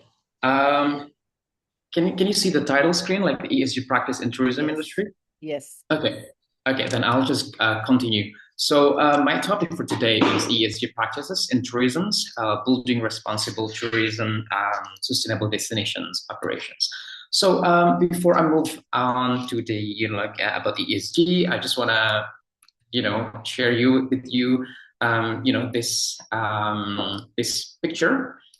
Right, on the left and on the right, you see totally different pictures of current Bali right now. We have so many, I mean, the big current issue right now in Bali is the waste management and the mismanagement of waste. So I must say, because of everywhere in Bali, all the villages, they don't know where to, put the waste. And on the other hand, we know Bali as global destinations, and we want, in this time, we sort of we need to choose which one we actually want for our future. And furthermore, there is also like other issues. You know, when we talk about tourism industry, we also need to talk about the planetary boundaries. It's sort of like it's a system, it's a scientific framework that outline environmental limits in which you know, like we can do our normal activities without disrupting Earth biological or chemical systems. And so right now, you know, when we want to build villa, we want to build resort, we definitely gonna have, you know, like there is a land system change. There will be, you know, like we need to use fresh water. You know, there are so many variables that need to be think about. And this planetary boundaries, 7 out of 9 is actually already been breached. You know, for example, the newest one is the ocean acidification. So when you go to Bali, that's why you might think that we have really big, beautiful coral reefs, but in only some part of the area of Bali, most of the time it's already, you know, the coral is bleached. So let's talk about the land use change in Bali. So this is what happens in Bali right now. So you see on the pictures on 2000, we still have a lot of, you know, spaces in Bali, you know, green, a lot of rice fields, and majority of the developments happening on Denpasar. And then switch to last year, 2025, we see here that a lot of developments, villas, resort, it's already moved up, you know, a bit to the north, you know, like even to the, you know, near the Buleleng, Ubud, everywhere. It's already, you know, land use change from villas, from rice field, green space into villas, into resort, and this is keep happening. And the impact of this land use change is big, right? I mean, a lot of people, they want to come to Bali, they want to see the beautiful rice field. You know, rice field view. They want to walk around rice field. They want to enjoy the, you know, like the traditional culture and nature in Bali. But sadly, this is what happens right now. A lot of rice field change into villas. And if you want to go walk around rice field in Canggu, for example, where I live right now, it's impossible. It's very difficult to find one. And the impact is real. The impact is biodiversity loss, soil degradations, hydrological change, food security concerns. Bali used to be known as a, you know, for example, Tabanan used to be known as a Lubung Padi, you know, where we got the rice for all Bali, but now it's not anymore. You know, majority of rice from Bali is coming from other islands or imported from other countries. And so this create loss of the ecosystem services, loss also of cultural value of the land, you know, the subak system gone, because of, you know, they changed into villas, and then also the waste, also, you know, like the temple on the rice field is also gone because of it changed into villas. So all of this because of the land use change. And let's talk about something else, you know, freshwater use. Tourism, you know, in Bali, as we know, it's a big business. So the majority of tourism actually using the freshwater in Bali. So estimate 65% of Bali water resource actually used for tourism. And a lot of tourists actually use more water compared to local as well. So all of this consideration, which makes 60% of Bali watershed actually dry. So, and this is sort of like an invisible issue right now. I mean, we talk a lot about waste management, but the next issue that coming to Bali is going to be about water. I mean, we've seen the issue right now in, for example, in the south, in the Uluwatu area, where it's actually dry area, and then people who want to get fresh water, they need to get it from somewhere else. They need to buy even. So that's a lot of things happen. And we actually thinking like, what kind of solutions? Apparently there is a ESG, environment, social governance. It could be a solution for creating sustainable and regenerative tourism destinations. We talk about AI and technology a lot, but in this case, to ensure that there is a sustainable and regenerative tourism destinations, we need to have ESG. We need to have the sustainability in place. ESG itself is environment, social, and governance. ESG framework is used by, you know, not only companies and but also investor to actually evaluate and integrate environmental, social, and governance factors into business practices and investment decisions. And there are different ways of why companies doing ESG. Like the UN Tourism mentioned that 48% of the companies doing it because of environmental and social stewardship. But a research done by RSM, majority of people doing ESG is actually managing risk and regulations. So basically about compliance. But the thing is, the demand is real. A lot of stakeholders, a lot of tourists right now demand sustainability operations. When they go to Bali, they will start looking for which place actually doing sustainable effort. Which place actually do good for communities. So that's why a lot of companies also do ESG because of customer acquisition, customer retention as well. If you go to a five-star resort in Bali and you know that they do good, most of the time you will come back to that resort next year. And of course, also, if you want to expand, if you want to get sustainable financing, you also need to have ESG report. So those are the things that why people do ESG. But so in this space as well, we have really big opportunities for AI, for technology to be, get involved, maybe in the financing part or in the customer acquisition part. And then there are also a lot of factors, a lot of indicators in the environmental social governance. So the environmental part, we cannot talk about climate change. We cannot talk about carbon emissions. So for companies, they need to calculate their carbon emissions, like, either scope 1, 2, or 3. And then we also need to think about the water usage, the waste, and the air quality, the land clearing, biodiversity. And then in the social aspect, we also need to think about our work. Do we give them a proper, compensations? Do we give them a proper benefit? Make sure that we are not hiring child labor. And then there is no forced and compulsory labor. There is a workplace health and safety.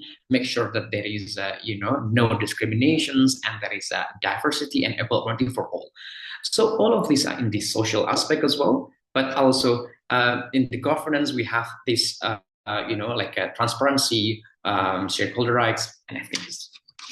The next one is about, so basically you can see it here, it's look like this. So we have this environmental, social, and governance that it actually lead to proper supply chain in your business, especially in the tourism industry. So move on to, how to achieve sustainability in an easy way. So the easiest answer is just to follow certifications. We have a lot of, Travel-Life Sustainable in Tourism, GSTC, for example, that's been done by the Kempinski, EarthCheck, or Green Globe by, the other big business or resort in Bali. But that's if you have money, if you have resources to pay for that. But what if you don't, right? So this is example of, before we move to that, let's talk about other examples, not only about certifications, but about something that they do good. For example, Waterbomb Bali, they actually one of the only water park in the world that has closed loop pool system. So their water, they actually a water park that saves water. So that's an example, really good example in Bali. And also another really good example in Bali is from the Potato Head itself, where they do proper waste management and use their waste back into their property and use that as part of their branding. So this company has been doing it for more than 10 years now.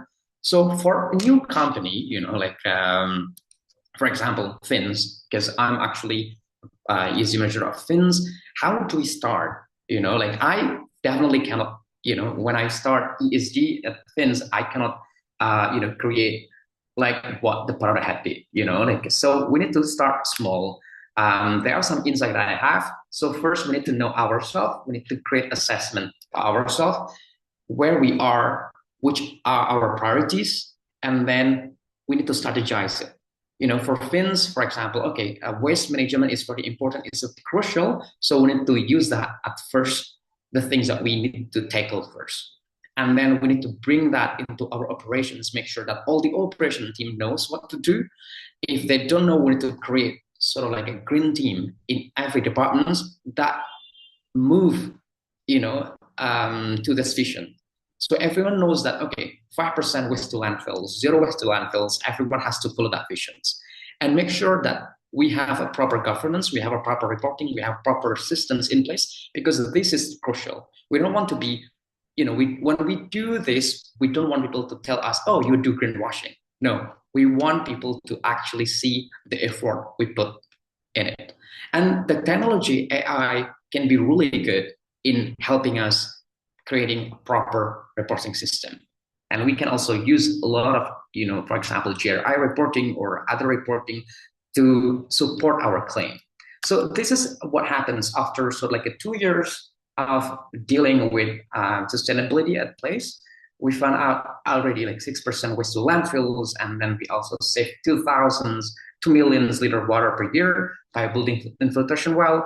And also we create this kind of like scholarship for youth in Bali, giving impact more than almost 200 people just for this Q1 alone in 2096. So, and this impact cannot be rushed. Sustainability is a journey. We can use, the most important part for this journey is the people. And then we can use AI, we can use any other tool technology to ensure that it's easier when we report it, easier also to implement. I think that's it for now from me. I give it back to you, Bu Erika.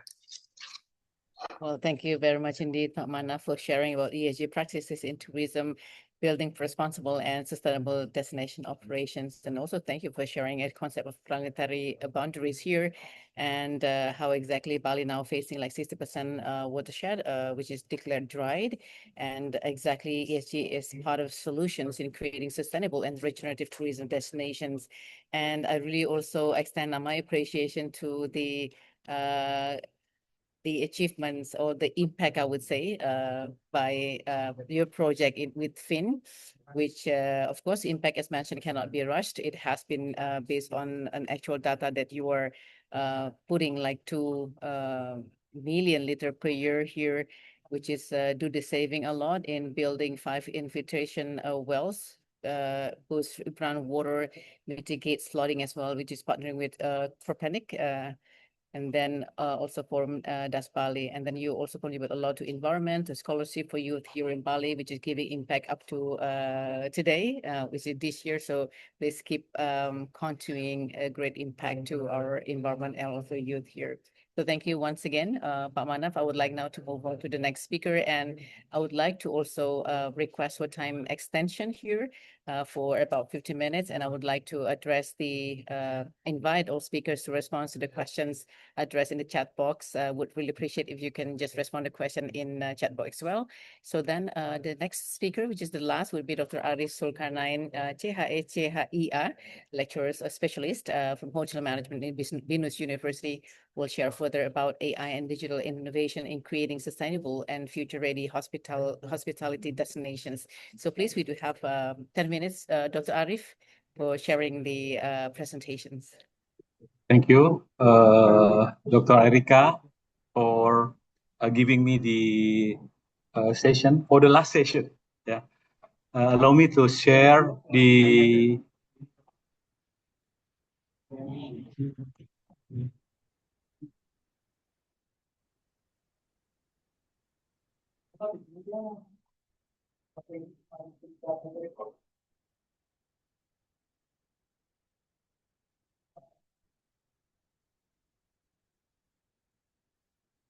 Good afternoon, respected academics, industry leaders, and also all participants from around the globe.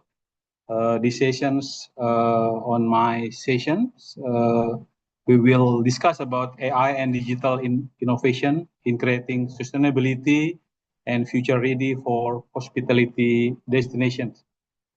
Today, the hospitality industry is rapidly evolving through the integration of artificial intelligence and also digital technology.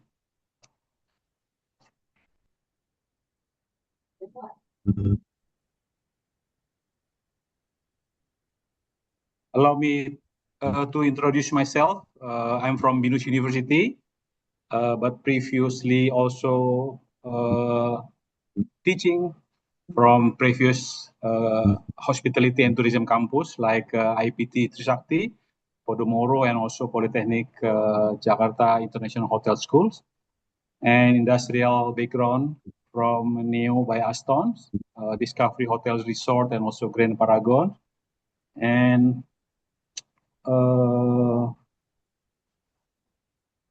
Intercontinental Jakarta, Hilton's, and also I was a sommelier, je suis sommelier in France, and education in HI Bandung, Diploma 2 for pastry and bakery, and also UNAS for financial management, and Trisakti for magister hospitality, and also doctor service management.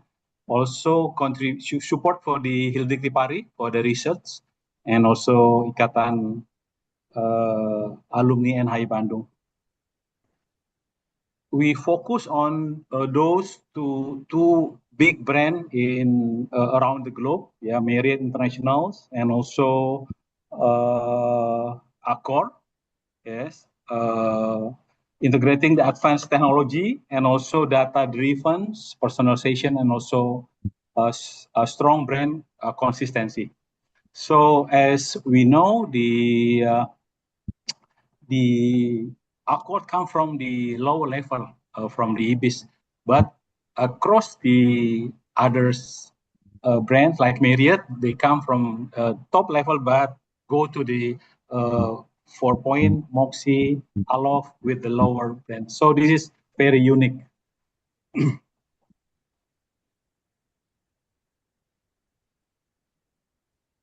If we see about the brand portfolio and also segmentations, Marriott Internationals manage over the 30 global brands across the globe, and also through the strategic categorization, spanning from luxury, select service, and enabling practice market position and sustain global dominations.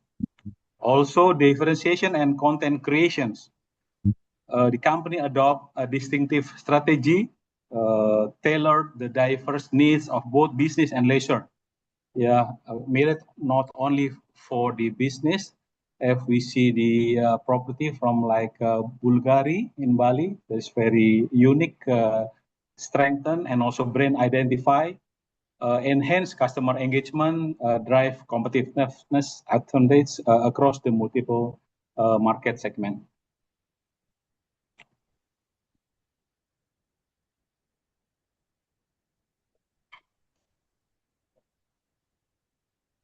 Next, regarding the Marriott International leverage advantage, big data analytic, and also accurately anticipate future consumer preference and behavior patterns.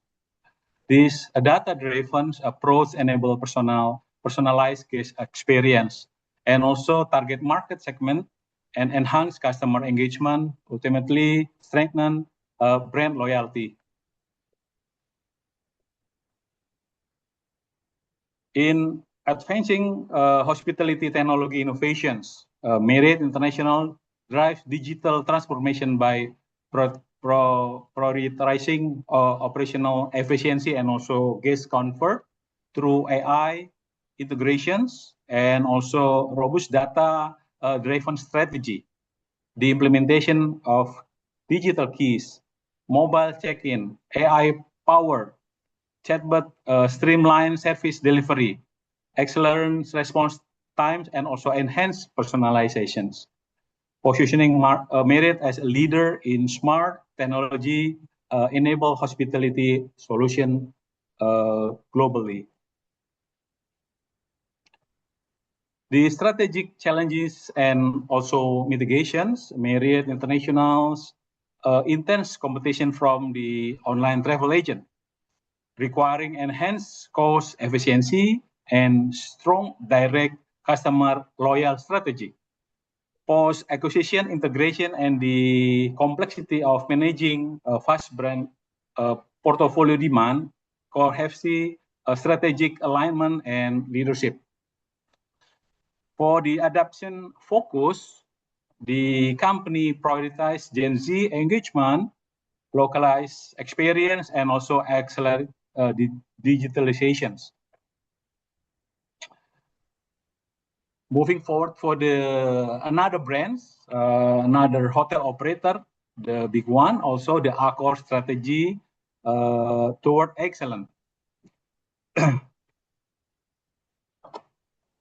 The Accor evaluate artificial intelligence and digital innovations to enhance hospitality services by creating this seamless digital customer journey. And also Accor strategy integrated advanced technology and sustainability collaborative ecosystem enhance hospitality performance. With the Marriott International's digital efficiency, global system integrations, data-driven consistency, mobile technology is already implemented and also successful. For the Accor, focus on the personalizations, lifestyles, driven digital experience also. We can see the various brand for the Accor and also the Marriott. So we can see all the comparisons between those strategies that they exist compete to competitions. Yeah, we hope this advantage can be effectively adopted by local brands. Yeah, particularly developing sophisticated loyalty program. I think loyalty program is very resources. Yeah, right resources for developing customer engagement. Accelerating digital transformation as strategic benchmark. Leading Indonesian operators such as Santika, Sahid, or Discovery, yeah, they can leverage this insight, strengthen competitiveness. Thank you for the times. I look forward for future collaboration, especially for PIB. Thank you and also global academic with industry partner. Ibu Erika, thank you. Selamat sore. Matur suksma. Thank you, Dr. Arif. Selamat sore, matur suksma juga. So thank you so much for allocating your time for sharing on AI and digital innovation in creating sustainable and future-ready hospitality destination. So, ladies and gentlemen and participants, Dr. Arif was mentioning about best practices from the international hotel chain or brand, which is including Ritz-Carlton strategy. Was also mentioned about innovation technology implemented, and also the comparison between our core strategy and the Marriott strategy here. So we do have questions actually addressed in the chat box, and I saw that Pak Manaf and also Professor Kim has already responded to the questions, and we do hope that the rest questions will be also responded by speakers.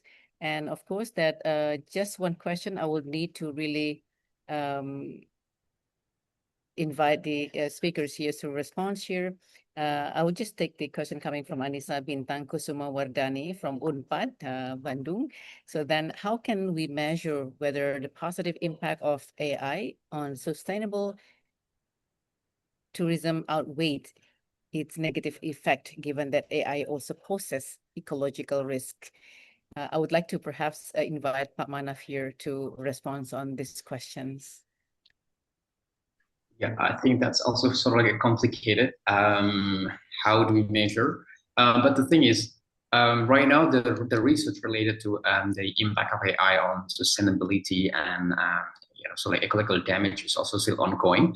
So I also know that there are a lot of alternatives, especially for the data centers of AI. So instead of using water, they're also using different materials to ensure that the data center of AI is actually has a better cooling system. So that's where like the impact mostly going at the moment. But it's still the process is still ongoing. For sustainability effort, for example, just most of the time there is always like version 1. So we use this, for example, different method, and then we found out, okay, the different version, the one that is more efficient, So right now, I know that there are a lot of research. I don't have it on top of my head, but a lot of people know that AI certainly will help, especially if we use it properly, if we use it, according to our needs. I mean, not every single effort we can use AI. I think it's especially for example, in my sustainability journey, I use AI mostly for reporting because of for action we still need to, we really need to go to the ground. We need to meet with the, we need to meet with the operations. We need to meet with like when we plant trees, we need to meet with stakeholders, we need to meet with that. So it's maybe AI could help in terms of, like this virtual meeting like this, for example. But then also for reporting, it helps a lot. But then we also need to know if you really want to calculate it, just, just to very curious about it, I would suggest to do LCA, life cycle analysis on it, and see which one is better for your company or for you, which one is actually better. I think that's all for me for now, Erika. Thank you. Could I just pick up another question addressed to Professor Kim before I invite all the speakers to address the short last closing statement. So Professor Kim, I would just like to invite you for a very short response to the question on how can tourism destination optimally leverage AI and digital strategy while still preserving sustainability, local culture, authenticity, and the principle of responsible tourism in future destination development. Please, Professor.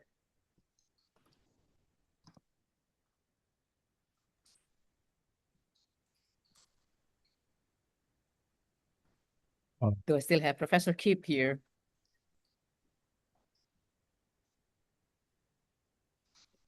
Okay. All right, so yes, Professor, please. Yeah. Yeah,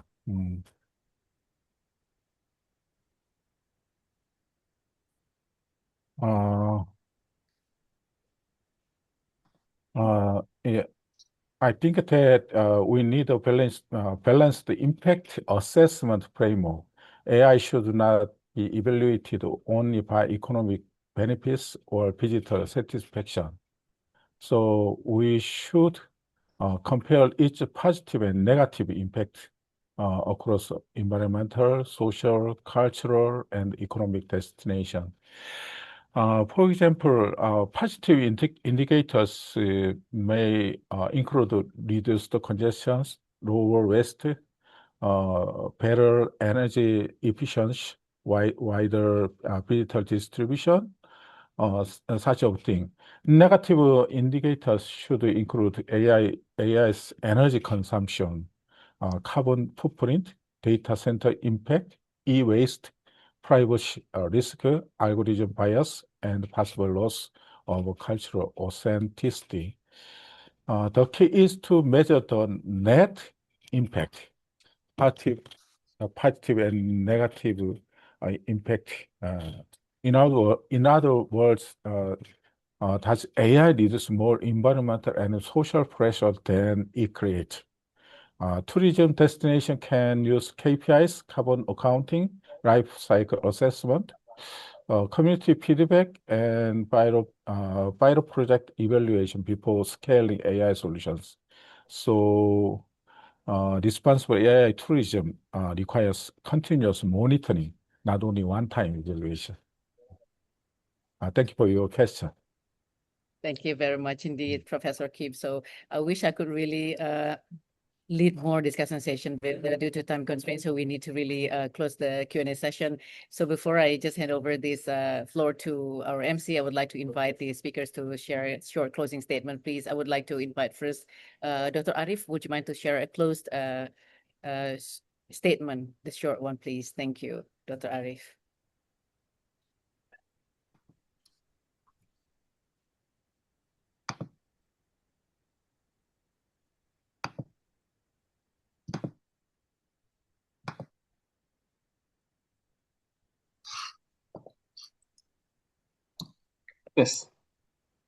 Yes. Thank you. We must all continue learning from one another's. Yeah, we should not fail behind our students, especially in education. As educator, we must stay ahead, especially in the hospitality field, which relies heavily in customer loyalty. This commitment is essentially to ensure that hospitality and tourism industry continues to evolve in line with the emerging trends and also technological advantage. Thank you. Thank you so much, Dr. Arif, for the closing statement. I would like now to invite Pak Ricky S. Dewanga for the short closing statement.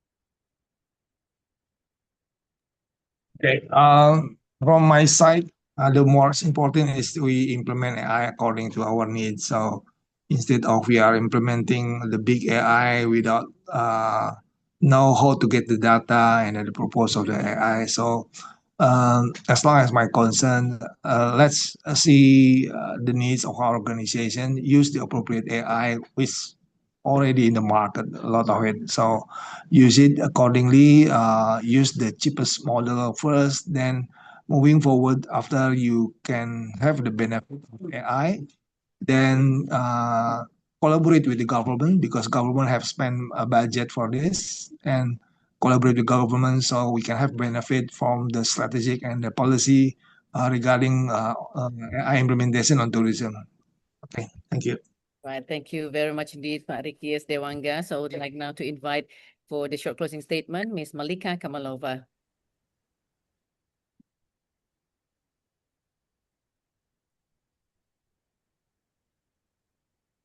Yeah, good.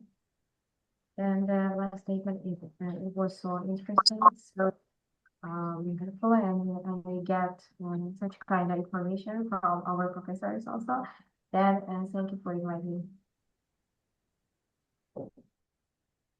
Right, so thank you so much for the closing statement. Can I now invite Professor Kim Chang-won, please, Professor.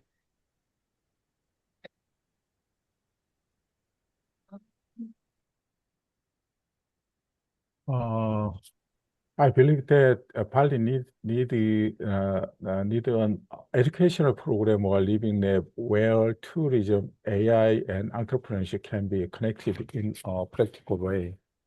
AI-based tourism innovation should not remain only at Bali provincial government level. In this broader support from the Indonesian national government, especially in terms of data infrastructure, policy coordination, and digital capacity building and startup ecosystem building. At the local level, universities can also play an important role. University can support local communities, startups, tourism, SMEs through entrepreneurship education, AI-based business model development, pilot project, and community-based innovation programs. In this way, Bali can build a collaborative innovation system that can connect government, university, local communities, and startup and tourism business. Thank you very much. Thank you very much, Professor Kim. So I would like now to invite Bapak Abdul Manaf for the last short closing statement, please. Yeah, ESG or sustainability is a journey. And I think we cannot compare our progress to each other, but to ensure that progress is transparent, we can use AI or technology to promote it.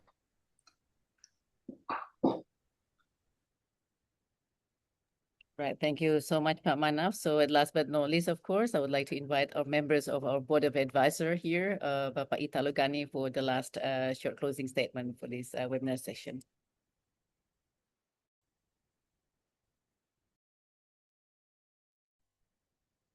Hello. Yeah, I think it was a very good session. Everybody contribute very interesting topics here, and I think we always has great panelists in all PIB webinars session, and I hope between each other. And I think since PIB also located in Bali. Yes, I think Bali is the best lab to deploy all this hospitality technology, and hopefully these things that we tested in Polytechnic International Bali can deploy in other countries and other city in the world, to really help the world to have a better place, more sustainable environment, and more conscious tourism as well. Yeah. Thank you, Professor Suris and Bu Erika. Well, thank you so much, Pa Italogani, for sharing the last closing statement. So, once again, for all speakers, panelists, in this webinar series, and also participants who are really having a great enthusiasm until this time, so joining our international webinar series, thank you so much. So, once again, this topic is really interesting to discuss further on the future-ready destinations, AI, digital strategies for regenerative tourism, development, and responsible growth. So, thank you once again, all panelists, Bapak Italogani, Pak Ricky Estewanga. Then thank you, Ms. Malika and Professor Kim Chang-wan, Abdul Manaf, thank you so much, and Dr. Arif Sulkarnain, thank you very much indeed. Of course, Professor Sulistiawati, thank you for attending from the beginning, and also Dr. Paulus Heri Arianto, MACBC, our Deputy Director of PIB College. Thank you once again, and I just invite back our MC, Ms. Gastriela, please. Thank you very much to our moderators and also distinguished speakers for inspiring and insightful discussions. Now, participants, if you still have any questions, please share it on the Zoom chat box for our honored speakers to answer. Ladies and gentlemen, before we officially conclude today's webinar, we would like to proceed with the certificate presentation session as a token of appreciation to our honorable speakers. Our first certificate of appreciation is proudly presented to Mr. Italo Gani as the co-founder and managing partner of Impact2 Indonesia for delivering the keynote presentation entitled Driving Regenerative Tourism Through Innovation, Impact, and Responsible Growth. Thank you very much, Mr. Italo Gani, for the inspiring insights shared with all participants today.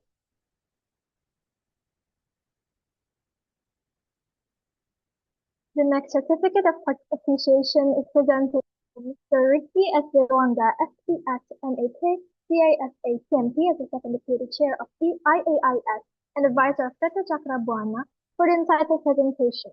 Thank you for sharing your valuable expertise and perspectives with us today.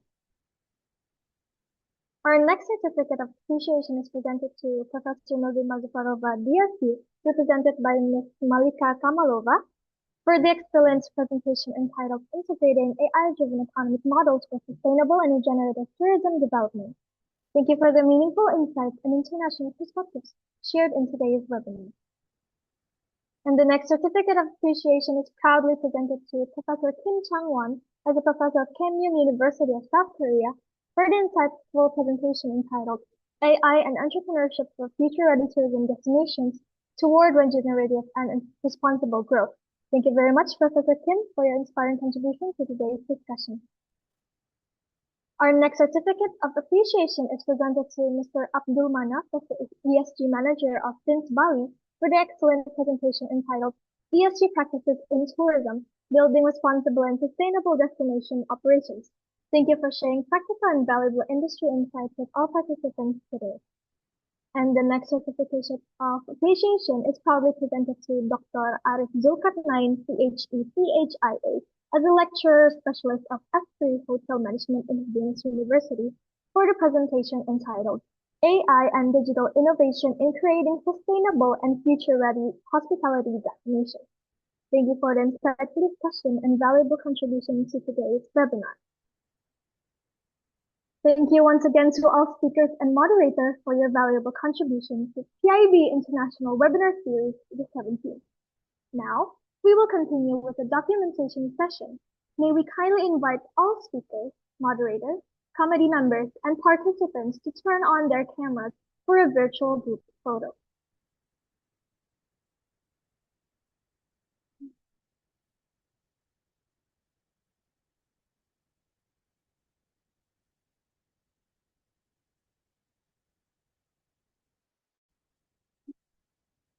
Ladies and gentlemen, please note that these certificates will be distributed after the webinar, and to receive the certificates, please kindly fill in the form of attendance provided in the Zoom chat box.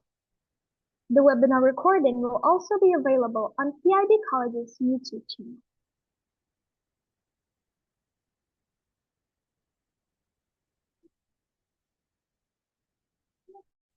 Distinguished guests, ladies and gentlemen, as we come to the end of PIB International Webinar Series 17, today's discussion has shown us that the future of tourism is no longer only about attracting visitors, but also about creating destinations that are smarter, more responsible, more sustainable, and more meaningful for local communities and also future generations.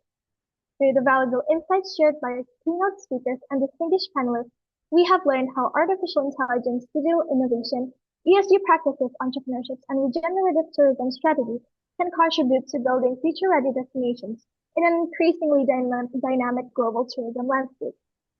We sincerely hope that this webinar not only broadens our perspective, but also inspires new ideas, future collaborations, and innovative approaches that can be implemented in tourism and hospitality industry around the world. Lastly, stay connected with PIB College through our social media platforms for more upcoming international events and collaboration.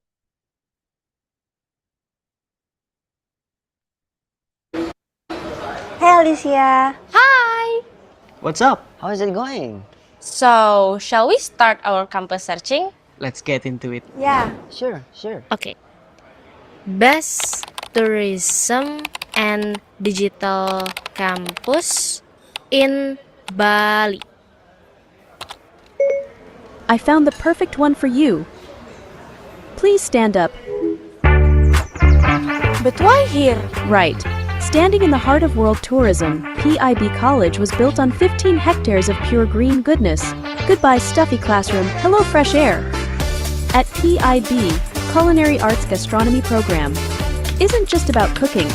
With the top-notch facilities and the help of experienced chef, you will learn all about cooking and baking with the right technique so you can make incredible gourmet food that tastes really good and looks really good, packed with nutrient that makes it excellent. Now let me take you to another side of fun. Hotel Management Program will put you in the heart of hospitality world. You can learn directly from 5-star hotels and industry professionals. You'll learn what it takes to make stays feel like home, make every guest like a VIP, and make sure every little thing is in their perfect state. And for you, the experience maker, Event Management Program. It goes beyond organizing. This is the program where you create epic moments, from brainstorming cool ideas to bringing them into reality. This is the program where you can learn and making experiences that will stay for a lifetime. Next, the Digital Business Program. It's more than just about technology. It's about driving innovation, creating cool trends, and planning your winning strategy, from web designing to digital marketing. The program that gives sharp business ideas and the digital mastery you need to thrive in the tourism and fast-paced digital landscape. In PIB, we embrace the journey of self-discovery and personal growth, a diverse range of support, and an uplifting community.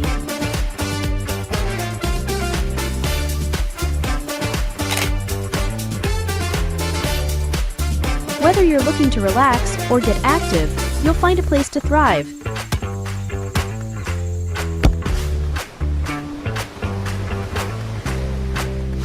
You can even case your opportunities to the dream countries through Global Internship Program. So dream boldly, dare greatly, let your passion be visible. For here in PIB, dreams are made possible.